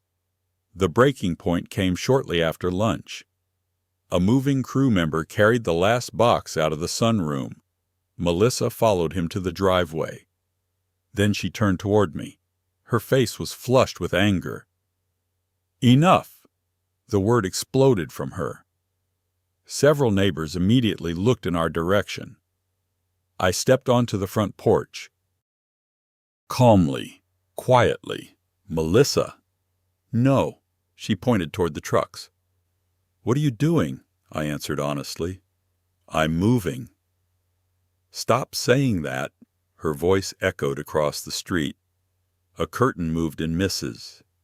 Patterson's window. More neighbors were watching now. Brian stood near the garage looking deeply uncomfortable. For once, he wasn't hiding behind silence. He looked genuinely nervous. Melissa walked closer. "You can't just strip the house and leave." "I can." "No, you can't." The certainty in her voice was gone. Now it sounded desperate. And desperation often reveals truths people try to hide. "Where am I supposed to live?" she demanded. There it was. Not "why are you leaving?" Not "are you okay?" Not "can we fix this?" Where am I supposed to live? I felt a painful ache in my chest. Because even now, she still didn't understand. Or maybe she did. Maybe she simply cared more about consequences than causes. I reached into my purse. Melissa noticed immediately. "What is that?" I removed a large manila folder. The same folder Robert had prepared. The same folder that contained every document she never thought she'd see. For the first time all day, complete silence settled over the driveway. Even the neighbors seemed to stop moving. I opened the folder carefully, then removed several papers. Melissa frowned. "What are those?" I met her eyes. Documentation. The color drained from her face. Because somewhere deep down, she already knew. Brian took a step forward, his expression suddenly serious. "What kind of documentation?" Without answering immediately, I handed the first document to Melissa. She looked at it, confused, then read the heading, and froze. Property deed. I watched her eyes move across the page, watched her expression slowly change. Confusion, disbelief, shock, then panic. No. Her voice came out as barely a whisper. No. I remained calm. The deed clearly listed ownership. Diane Boyd, sole owner. No ambiguity. No shared rights. No joint ownership. No Melissa. No Brian. Just me. Melissa looked up. This can't be right. It is. No. Her breathing quickened. There must be a mistake. There isn't. Brian took the paperwork from her hands. His face turned pale almost immediately. He kept reading, then reading again. As though the words might somehow change, they didn't. The truth remained exactly where it had always been. Melissa suddenly laughed, a nervous laugh. The kind people use when reality becomes too uncomfortable. Fine. She waved dismissively. You own the house. The statement sounded forced, as if she were trying to minimize the significance. Then she crossed her arms. So what? That question surprised even me. So what? I almost admired her determination to avoid reality. Almost. I removed another document from the folder and handed it to Brian. He looked down. His eyes widened instantly, far wider than before. Unlike Melissa, he understood paperwork, and he immediately recognized what he was reading. His face lost all color. Oh my God. Melissa turned toward him. What? He didn't answer. He simply stared at the page. What? She demanded again. Finally, Brian looked up. His voice sounded hollow. Diane rented the property. The world seemed to stop. Even the wind felt quieter. Melissa blinked. What? The house. Brian swallowed hard. The house has been rented. Several seconds passed. Melissa simply stared at him, unable to process the words. Then she laughed. Again. Another nervous laugh. That's ridiculous. Brian handed her the lease agreement. She grabbed it. Read it. And froze. I watched the exact moment reality finally reached her. The moment denial became impossible. A signed lease. A security deposit. Move-in date. Legal documentation. Everything complete. Everything valid. Everything enforceable. Her hands began trembling. You rented the house. Yes. You rented my house. The sentence escaped before she could stop herself. My house. Not our house. Not your house. Not Mom's house. My house. The truth had finally slipped out. I looked at her quietly, then answered. No. The single word landed like a hammer. No. She stared. I continued. I rented my house. Silence. Absolute silence. For years I had avoided confrontation. For years I had chosen peace over truth. That moment felt strangely liberating, not because I wanted to humiliate her, because I was finally refusing to disappear. Melissa's voice shook. You can't do this. I already did. What about us? The question came too late. Years too late. I took a deep breath, then handed her the final document. The notice. She looked down. Read the first paragraph, then the second. And suddenly her entire body went rigid. 30 days. The lease arrangement allowed 30 days before occupancy requirements became effective. 30 days, not 30 years, not forever. 30 days. You want us out? The question broke something inside me. Because it wasn't accurate. I didn't want her out. I wanted respect. I wanted honesty. I wanted a daughter. What I received instead was entitlement, manipulation, and plans for my future that never included my consent. I looked directly at her. I want my life back. For the first time all day, tears appeared in her eyes. Not many, just enough to reveal genuine fear. Meanwhile, the neighbors were openly watching. Nobody pretended otherwise anymore. The entire street had witnessed the confrontation, the moving trucks, the documents, the truth, everything. Melissa looked around as if searching for support, but none came. Not from Brian, not from the neighbors, not from reality. Brian finally spoke. His voice sounded strained. "When did you do all this?" "Months ago." His eyes widened. Months. The realization clearly unsettled him, because it meant I wasn't acting emotionally. I wasn't being impulsive. I wasn't confused. I had planned everything carefully, methodically, intelligently. Exactly the opposite of the image Melissa had spent years creating. The image of an aging woman incapable of managing her affairs. That image died in the driveway that afternoon, and everyone knew it, especially Melissa.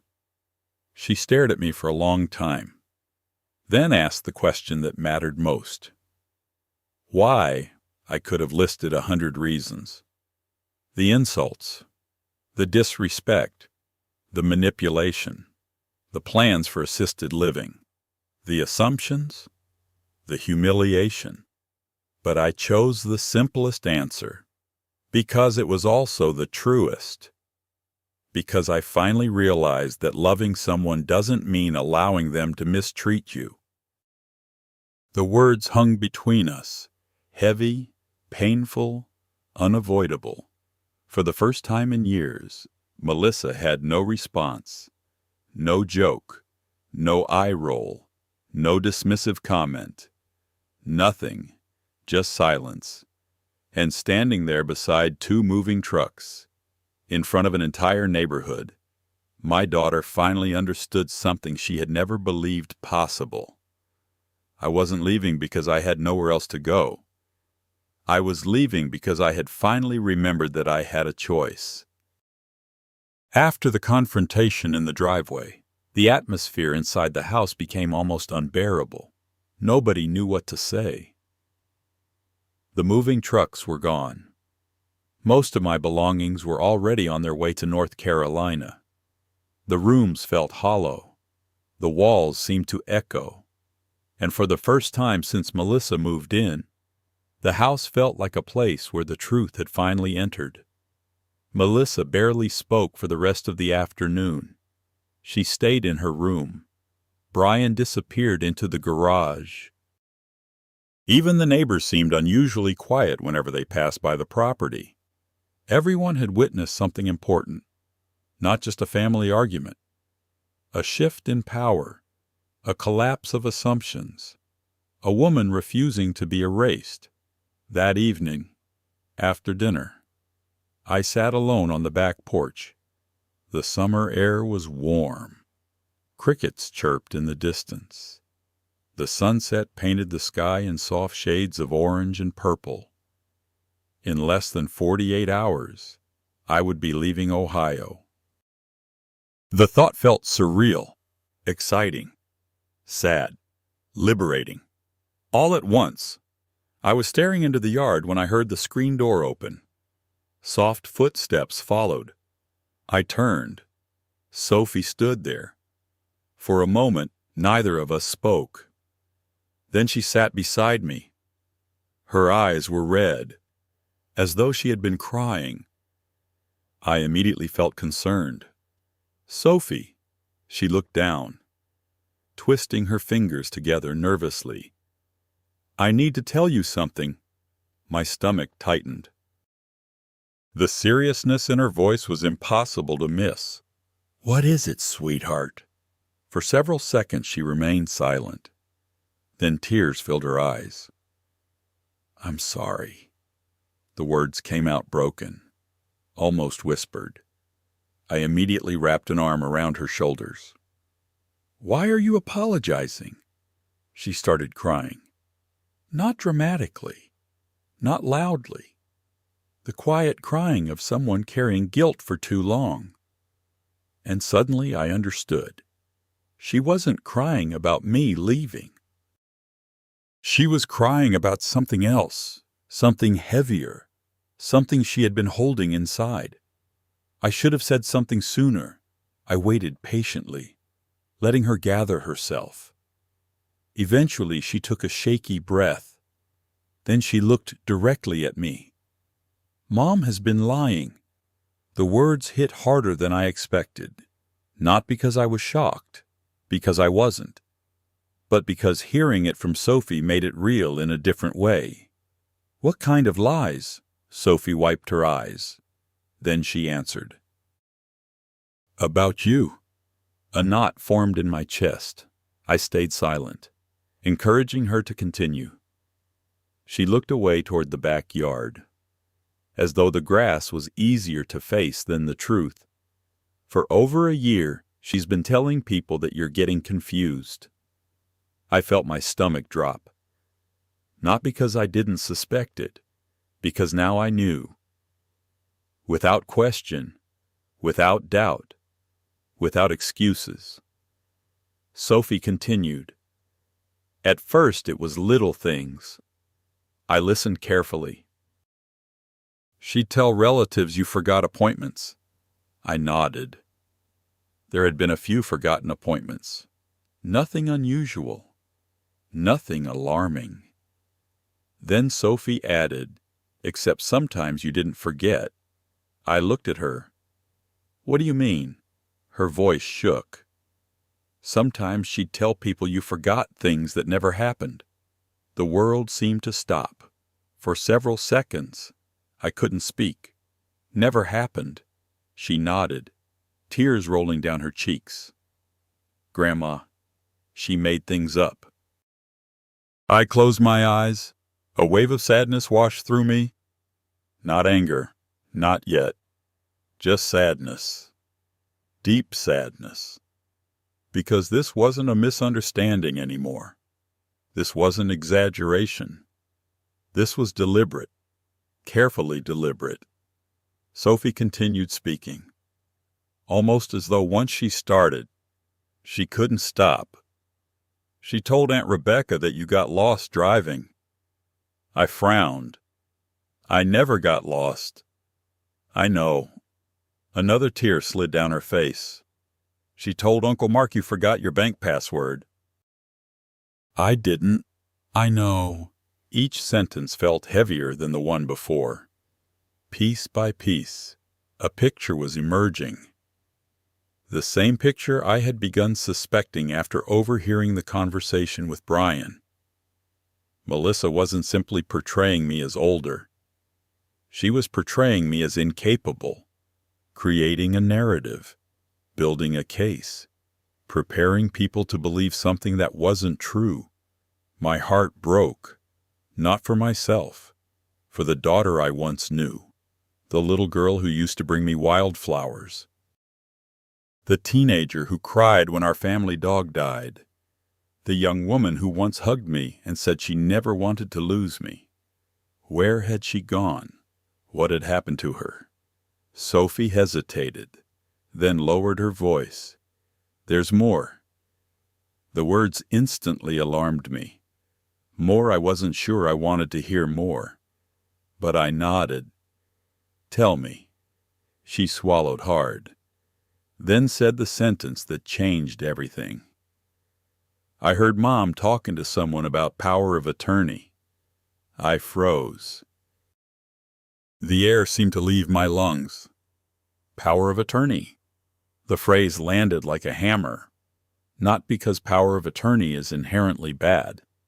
It can be an important legal tool, but in this context, after everything else, it felt sinister. Very sinister. "When?" I asked quietly. "A few months ago." "Who was she talking to?" "I don't know." Sophie shook her head. I only heard part of the conversation. My pulse quickened. What did she say? Sophie's eyes filled again. She said she just needed enough people to believe you couldn't manage things yourself. The words hit harder than anything I'd heard yet. Harder than the birthday humiliation. Harder than the jokes. Harder than the conversation about assisted living. Because this wasn't disrespect. This wasn't selfishness. This was strategy, a plan, an actual plan. Suddenly everything connected. Every joke about memory, every exaggerated story, every comment about aging, every false concern, every rumor, every lie. The pattern became undeniable. She wasn't simply diminishing me.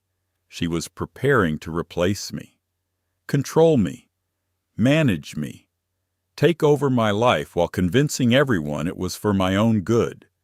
I stared out across the yard, unable to speak, unable to process the full weight of it. Beside me, Sophie quietly cried. Then she whispered, I didn't know what to do. My heart broke. I immediately pulled her into a hug, a tight one. The kind people need when they've been carrying something too heavy. You don't need to apologize. But I should have told you. You were protecting yourself. I was scared. I know. And I did know. Because Sophie had been trapped too. Living between loyalty and truth. Between mother and grandmother. No child should ever be placed in that position. We sat together for a long time. The sky growing darker above us. Eventually Sophie spoke again. What happens now? The question lingered between us. What happens now? I thought about North Carolina, about Carol, about freedom, about rebuilding my life. Then I thought about Melissa. For the first time all day, anger finally appeared. Not explosive anger, not revenge, something colder, more painful, disappointment.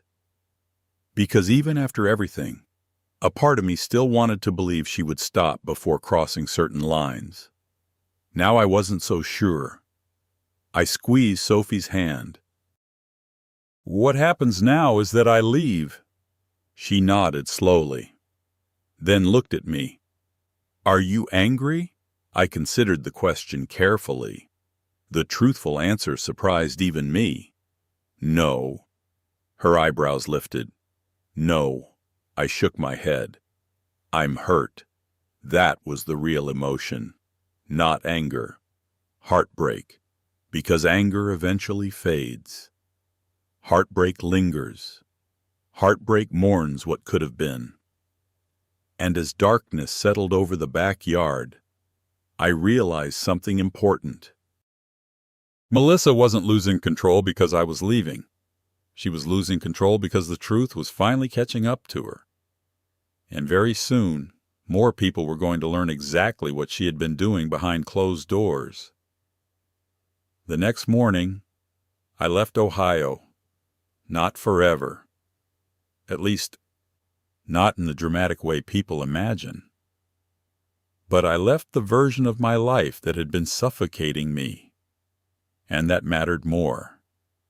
The sun hadn't fully risen when Carol arrived to pick me up. The moving trucks were already gone. Most of my belongings were somewhere between Ohio and North Carolina. The house stood unusually quiet, almost empty, almost peaceful.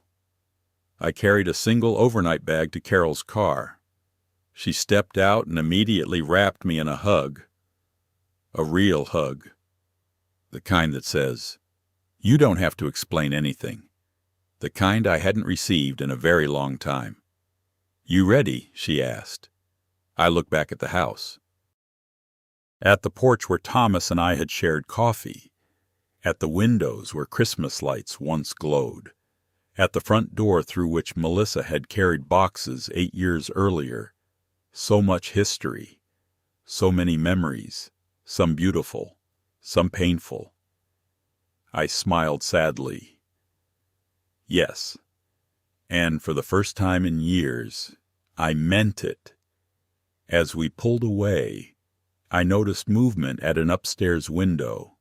Melissa, watching. She didn't wave, neither did I. Then the house disappeared behind us, and a chapter of my life officially ended. The drive to North Carolina took most of the day.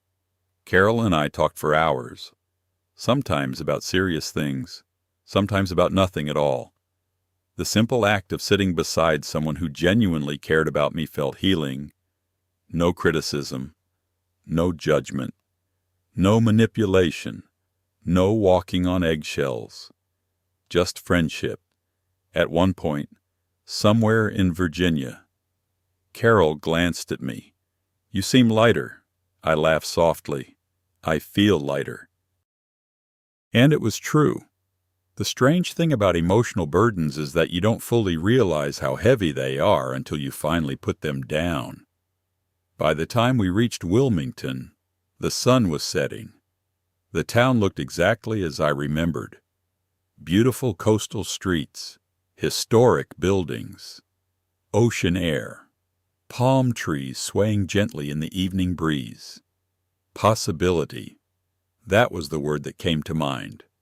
Possibility. Carol's guest room was lovely, bright, comfortable, peaceful. That first night, I slept better than I had in years. No tension, no anxiety, no wondering what criticism awaited me the next morning. Just sleep. Deep, uninterrupted sleep. When I woke up the next day, something surprising happened. My phone was full of messages. Dozens of them.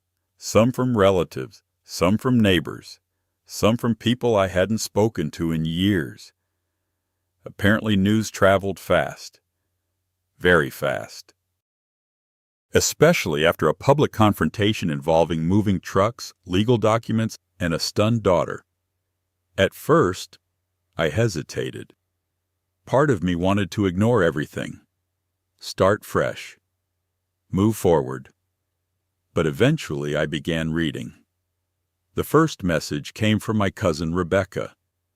"Diane, is everything okay? Melissa told us for years that she was taking care of you.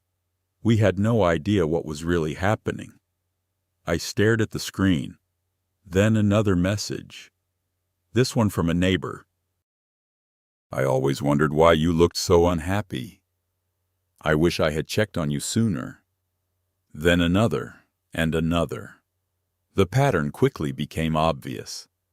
People were beginning to compare notes, beginning to question things, beginning to realize they had been told a very different story than the truth.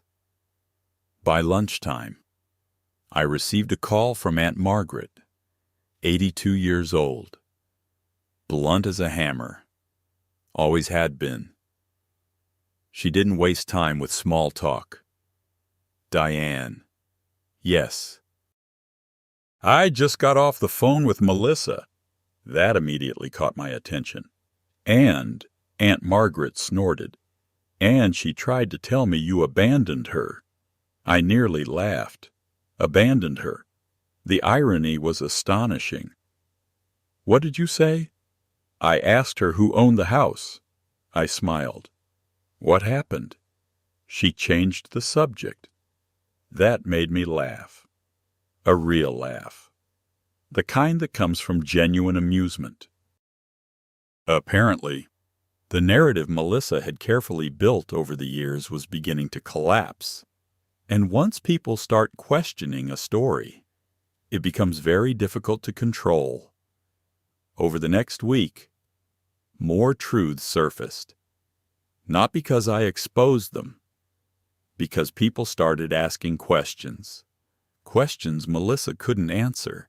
Questions that contradicted the image she had spent years creating. Why did Diane pay most household expenses if she was dependent? Why did Diane manage her own finances? Why was Diane healthy enough to coordinate a complex interstate move? Why did Diane own the property outright? Why did Diane never actually need assistance? The answers were obvious. The story never made sense.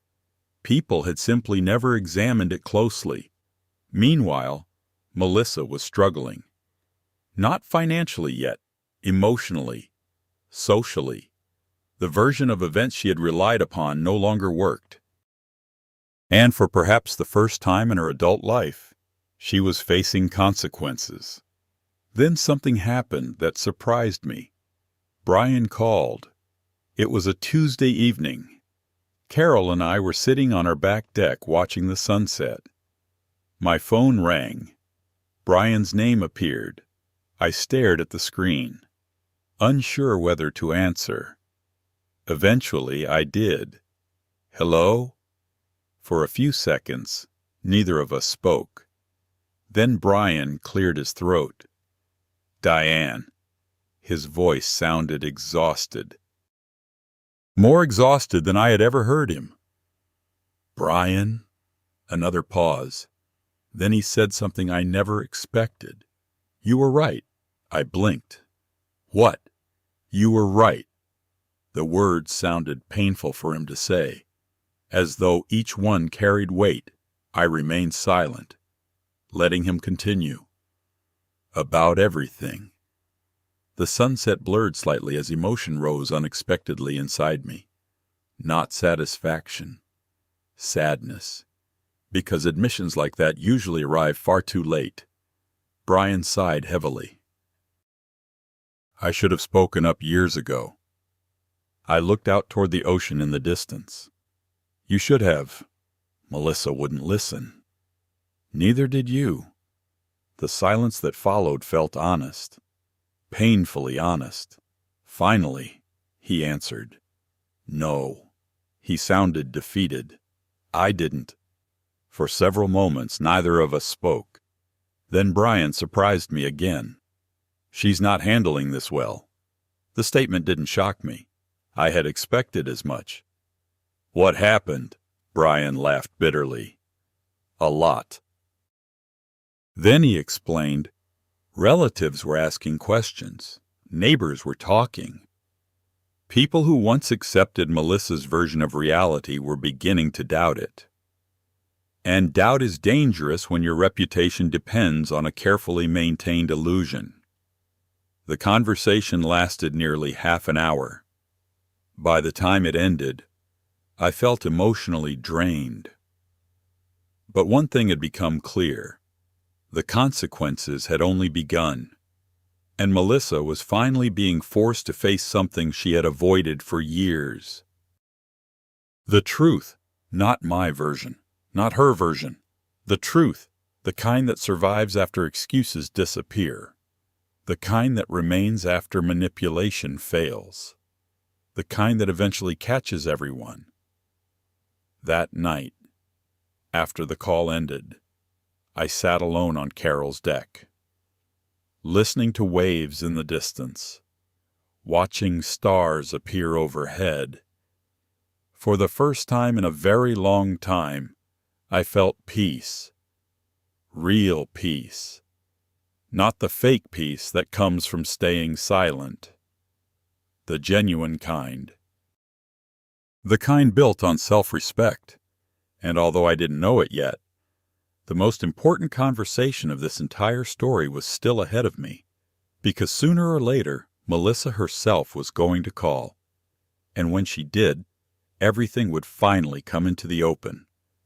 The morning after Emma's visit, I woke before dawn. Not because I had slept well. Quite the opposite. Some nights, age steals sleep. Other nights, worry does. That night, worry had won. The sky outside was still dark as I sat alone at my kitchen table with Robert's letter spread before me. For the 100th time, I read the final instruction. Call William before signing anything. For 11 years, that sentence had waited quietly in a cedar chest. waiting for this exact moment.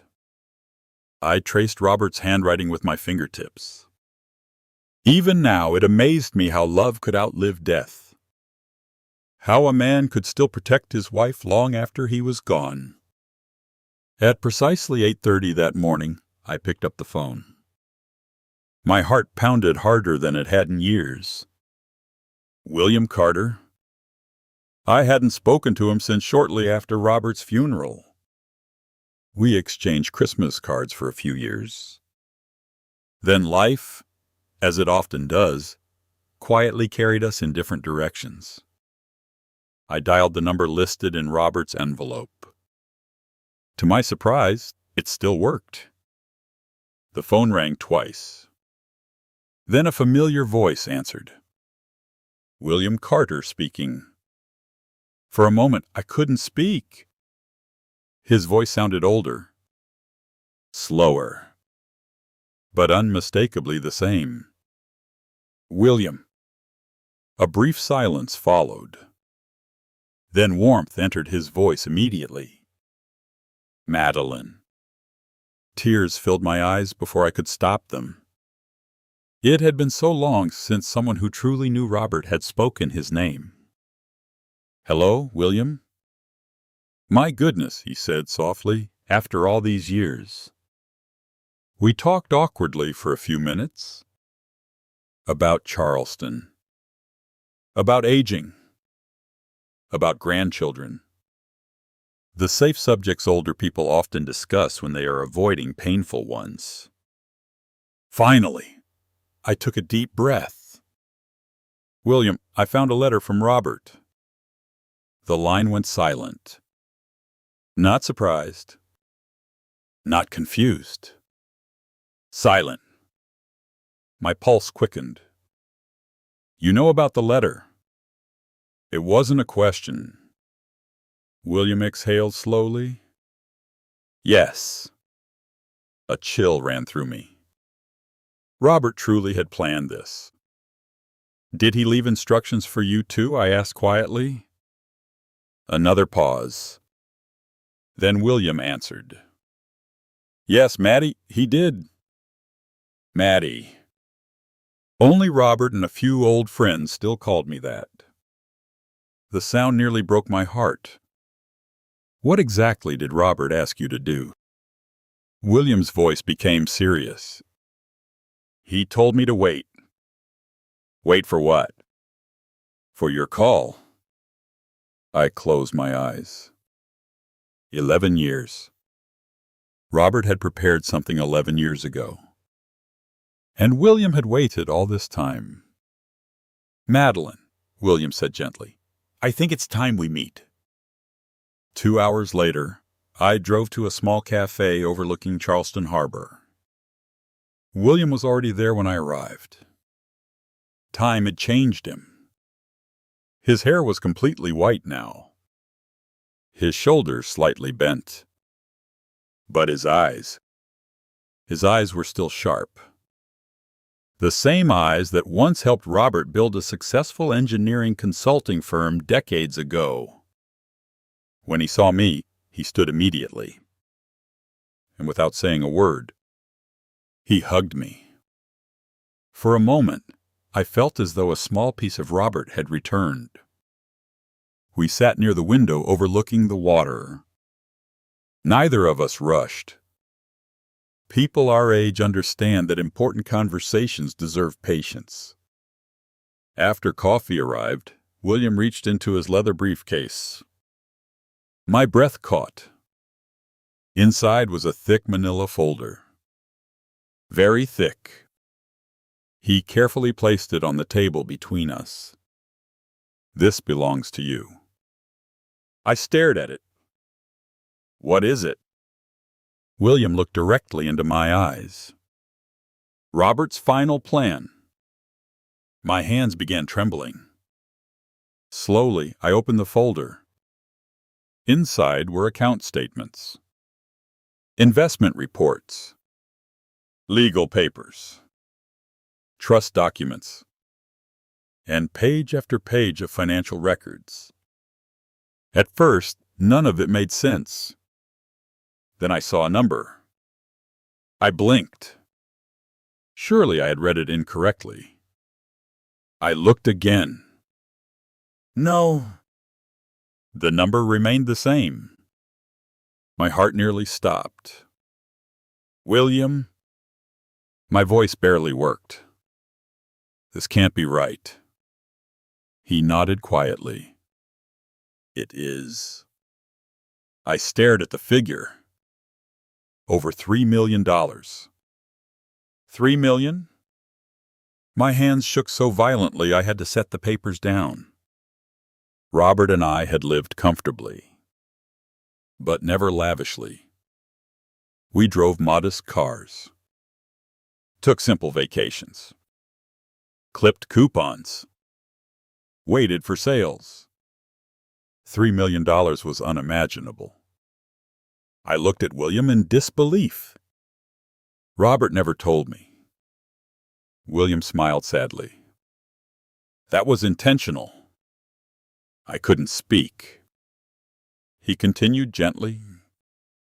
Your husband invested carefully for decades, quietly, patiently.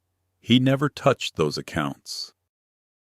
I thought back to Robert's habits, his spreadsheets, his notebooks, his endless patience. I used to tease him for reading financial reports during vacations. Now tears burned my eyes. He had never been planning for himself. He had been planning for me. For all these years I whispered. William nodded. Even before he got sick. My chest tightened. Robert had known. Not only about his illness, about life. Its uncertainties. Its dangers. Its disappointments. He made me promise something, William said softly. I swallowed. What? William's voice lowered. He said, if Madeline ever calls you, it means she needs protection, not money. Protection. That word again. Not money. Protection. Suddenly, I understood Robert better than ever before. This was never about wealth. It was about dignity, security, freedom. The freedom to never depend on someone who might misuse that dependence. I wiped my eyes.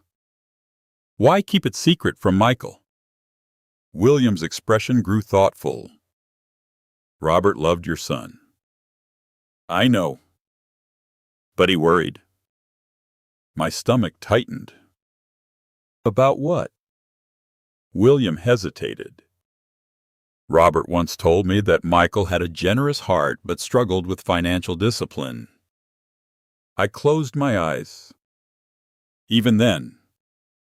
Robert had seen it even then. He believed hardship teaches lessons money cannot. The truth of those words settled heavily inside me. Because over the years, Robert and I had repeatedly rescued Michael. Every setback, every emergency, every mistake. Perhaps we had protected him too well. Perhaps love sometimes becomes shelter from consequences. William reached for another envelope inside the folder. This one carried my name. Madeline Albright. Robert's handwriting again. My chest ached. Another letter, I whispered. William nodded. He asked me to give you this only if the first letter was ever opened. My fingers trembled as I unfolded it. The letter was shorter, more personal. My dearest Maddie, if you are reading this, then life has become harder than I hoped it would. Remember something important: money reveals character, it does not create it. Use what I leave behind wisely. Help when help creates growth. Do not help when help creates dependency. I stopped reading. Dependency. The word struck me deeply. How many times had I confused rescuing with loving? How many times had I saved Michael from consequences that might have taught him responsibility? Tears slipped quietly down my cheeks. William gave me time. Old friends know when silence is kindness. Finally, I asked the question that had haunted me for weeks. William? Yes. If Michael knew about this money, I couldn't finish. William answered anyway. Everything would become worse. The painful truth hung between us. He was right. $3 million would not solve desperation. It might only feed it. We spent another hour reviewing documents, trust structures, investment protections. Robert had built safeguards upon safeguards. The man had truly planned for everything. Everything except dying too soon. When I finally left the cafe, the sun hung low over the harbor. The world looked unchanged. Cars moved. People laughed. Seagulls circled overhead. And yet my entire future had shifted. For weeks, I had feared becoming powerless. Now I realized something extraordinary. I had never been powerless. I simply hadn't known what Robert had left behind. Driving home, I felt emotions I could barely name. Relief, grief, love, sorrow, strength, and beneath them all, clarity. Michael believed I was vulnerable. Jennifer believed I was alone. Neither of them knew the truth. Neither knew about Robert's investments. Neither knew about William. Neither knew about the trust. And most importantly, neither of them knew that the woman they were trying to move into a nursing home had just discovered she was worth millions. But strangely enough, the money was no longer the greatest surprise. The greatest surprise was realizing that even after death, Robert had never stopped protecting me. The letter changed everything. Not immediately, not dramatically. There wasn't a sudden transformation, no miraculous overnight reconciliation. Real life rarely works that way. Instead, the change came slowly, painfully, one uncomfortable truth at a time. 2 weeks after Sophie told me Melissa had read the letter, another call came. This time, I almost didn't answer. Not because I was angry, because I was tired, emotionally tired. Healing had required energy. Building a new life had required energy. And part of me feared being pulled back into old patterns. But eventually I picked up. Hello? Mom. Melissa. Her voice sounded different again. Not defensive. Not angry. Just tired. For several moments neither of us spoke. Then she surprised me. I found the notebook. I froze. The notebook. The one hidden in my closet. The one where I had recorded years of memories. Years of comments. Years of incidents. Not for revenge. For clarity. For my own sanity.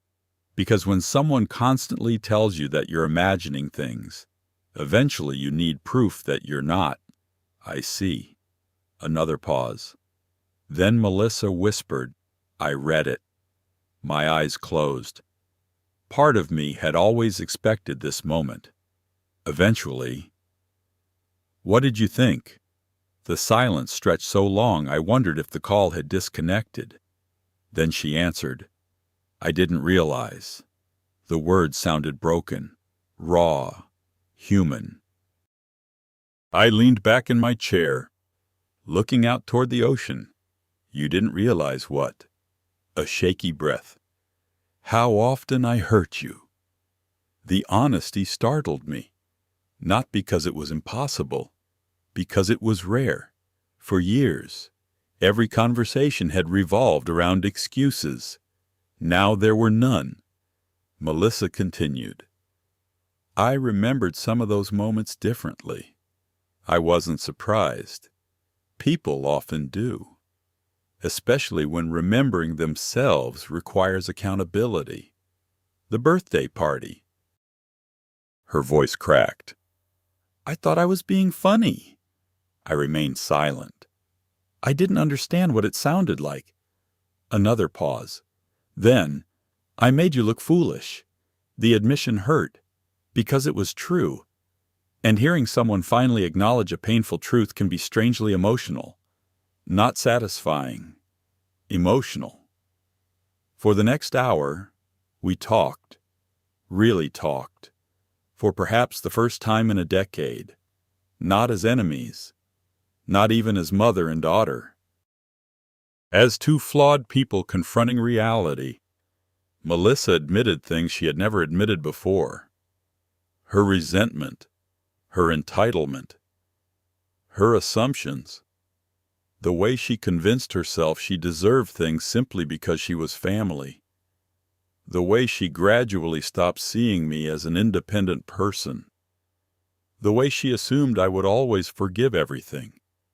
Always stay. Always remain available. Then she said something that stunned me. I think I started treating you like furniture. I blinked. What? She laughed bitterly. You know, her voice trembled. Something that was always there. The sentence broke my heart, because it perfectly described the problem. Not hatred, not cruelty. Worse, taking someone for granted. The slow erosion of appreciation. The assumption that love removes the need for respect. It doesn't. It never does. Toward the end of the conversation, Melissa asked a question. One she had clearly been afraid to ask. Can you ever forgive me? I looked toward the horizon. The ocean stretched endlessly beneath a blue afternoon sky. Forgiveness. Such a complicated word. People often confuse forgiveness with forgetting, or reconciliation, or permission. They aren't the same. Finally, I answered honestly. I already forgive you. Silence.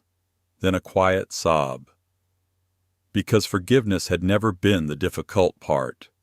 The difficult part was trust.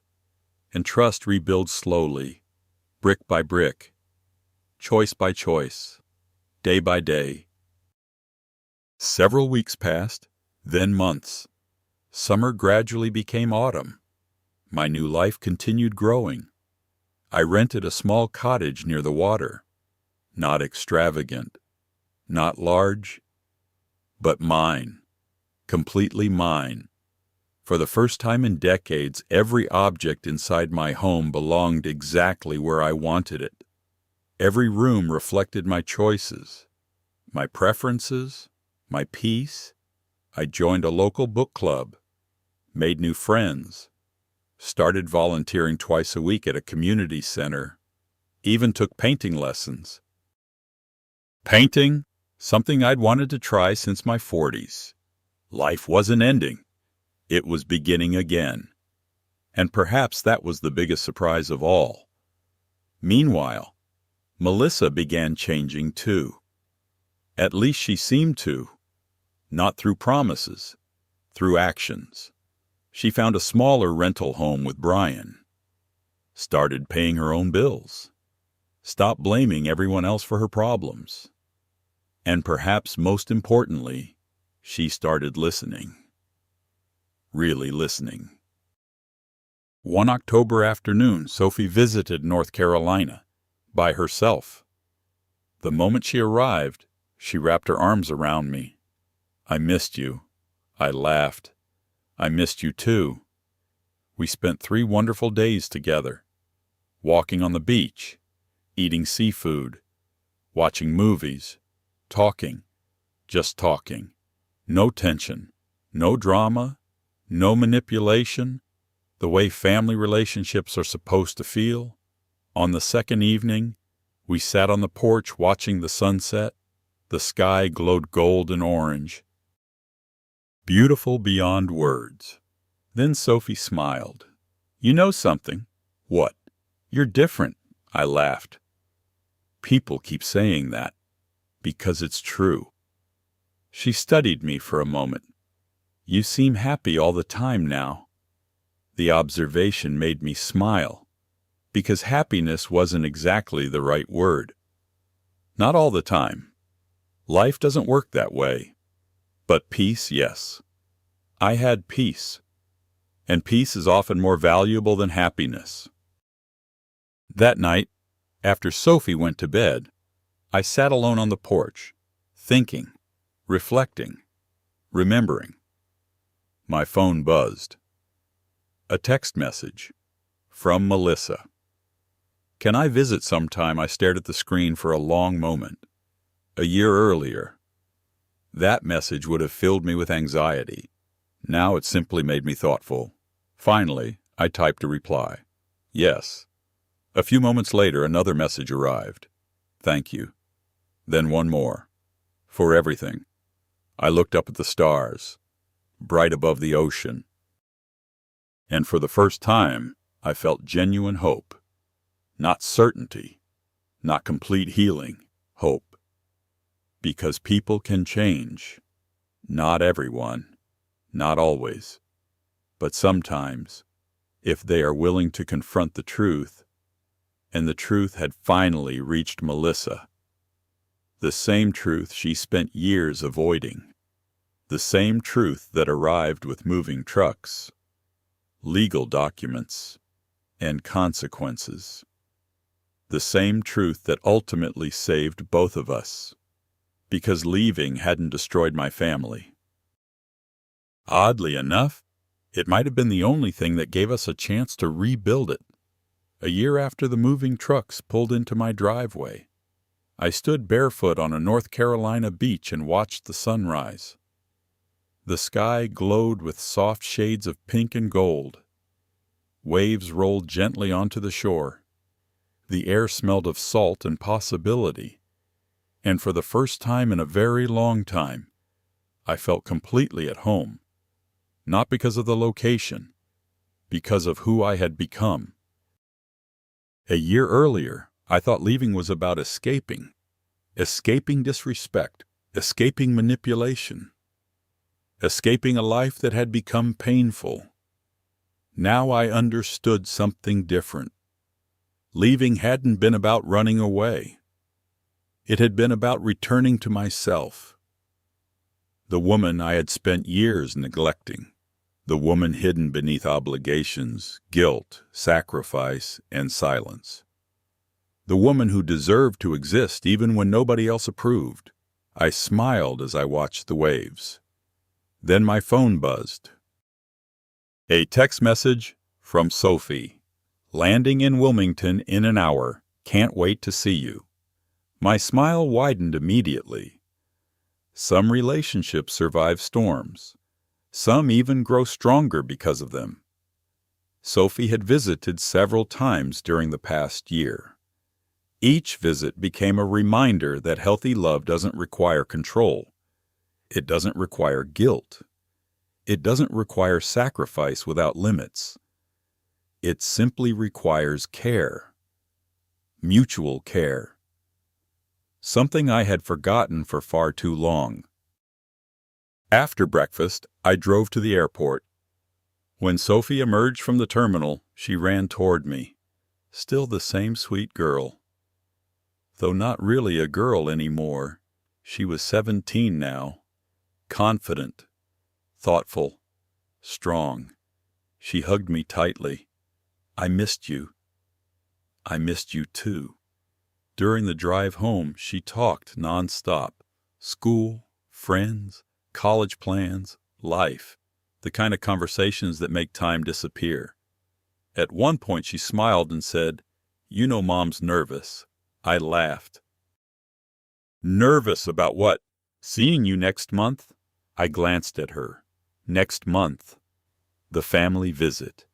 The one Melissa had been carefully planning for weeks. The visit that neither of us had mentioned directly. Until now. I remained quiet.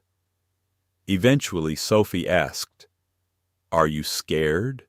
The question surprised me. I thought about it carefully. Then answered honestly, "No." And I wasn't. Because fear usually comes from uncertainty. And I was no longer uncertain about who I was. That changed everything. The following month, Melissa arrived, alone. No Brian, no distractions, just her. I noticed how different she looked. Not older, humble. Life had a way of teaching lessons that pride refuses to learn voluntarily. For a moment, we simply stood facing each other.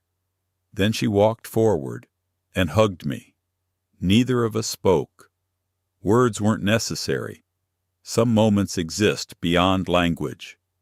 Eventually, we sat on the porch overlooking the water, a place that had become my favorite spot. The ocean stretched endlessly before us, peaceful, steady, patient, much like healing itself. For a while, we talked about simple things: travel, Sophie, the weather, life. Then finally, Melissa took a deep breath and said, "I owe you an apology." I smiled gently. "You already apologized." She shook her head. "No." Tears appeared in her eyes. "I apologized because I felt guilty." The honesty caught my attention. She continued, "Now I understand. That was different. Very different. Guilt focuses on consequences. Understanding focuses on impact." Melissa looked toward the ocean. "I spent years believing I deserved things simply because I was your daughter. I listened quietly. I thought your love was permanent no matter how I behaved." A tear rolled down her cheek. "And maybe it was." She laughed softly. "That's the problem." I understood exactly what she meant. A mother's love often survives things it shouldn't have to survive. But surviving isn't the same as thriving. Melissa wiped her eyes. "I stopped treating you like a person." The words echoed the realization she'd shared months earlier. But now they sounded deeper, more complete, more real. "I treated you like a resource." The sentence hurt, not because it was new, because it was true. And sometimes the truth hurts no matter how many times you hear it. We talked for hours. Longer than we had talked in years. No defensiveness, no blame, no rewriting history, just honesty. When the sun began setting, Melissa reached into her purse, then handed me an envelope. I frowned. "What's this?" "A letter." I laughed softly. "Another one." She smiled through tears. "Fair." I accepted it, but didn't open it immediately. Instead, I asked the question that mattered. "What do you want from me?" "Melissa." The answer came instantly. "Nothing. Not money. Not property. Not favors. Nothing. I just want the chance to do better." The simplicity of the answer nearly made me cry, because a year earlier, every conversation revolved around what she wanted to take. Now the conversation centered on what she wanted to become. That was growth. Real growth. Not perfection. Growth. And growth deserves recognition. That evening, after she left for her hotel, I opened the letter. I sat on the porch alone, listening to waves, watching stars appear overhead, and I read. The letter wasn't perfect. Neither was she. Neither was I. But it was honest. Painfully honest. Page after page described lessons learned, mistakes acknowledged, regrets confronted, responsibilities accepted, no excuses, No manipulation, no requests, just accountability. When I finished reading, tears filled my eyes. Not because everything was fixed, because healing was finally real. Months later, Melissa and I continued rebuilding our relationship, slowly, carefully, patiently. The way trust is rebuilt. There were still boundaries, healthy boundaries, important boundaries. I would never return to living the way I had before. Never. And surprisingly, Melissa respected that. Perhaps because she finally understood that boundaries are not punishments. They are protections. Protections for relationships. Protections for dignity. Protections for peace. One evening, nearly 2 years after I left Ohio, I sat on the beach with Sophie. The sun was setting. The waves rolled in softly. And life felt good. Really good. Grandma. Yes, she smiled. You know what the funny part is? What? She pointed toward the ocean. The moving trucks weren't really the important part. I laughed. No, she shook her head. The important part was that you finally chose yourself. I looked out at the horizon, thinking about everything that had happened. The humiliation, the heartbreak, the fear, the courage, the leaving, the healing. And I realized she was right. The moving trucks were never the story. The story was about a woman who spent too many years believing love required self-sacrifice.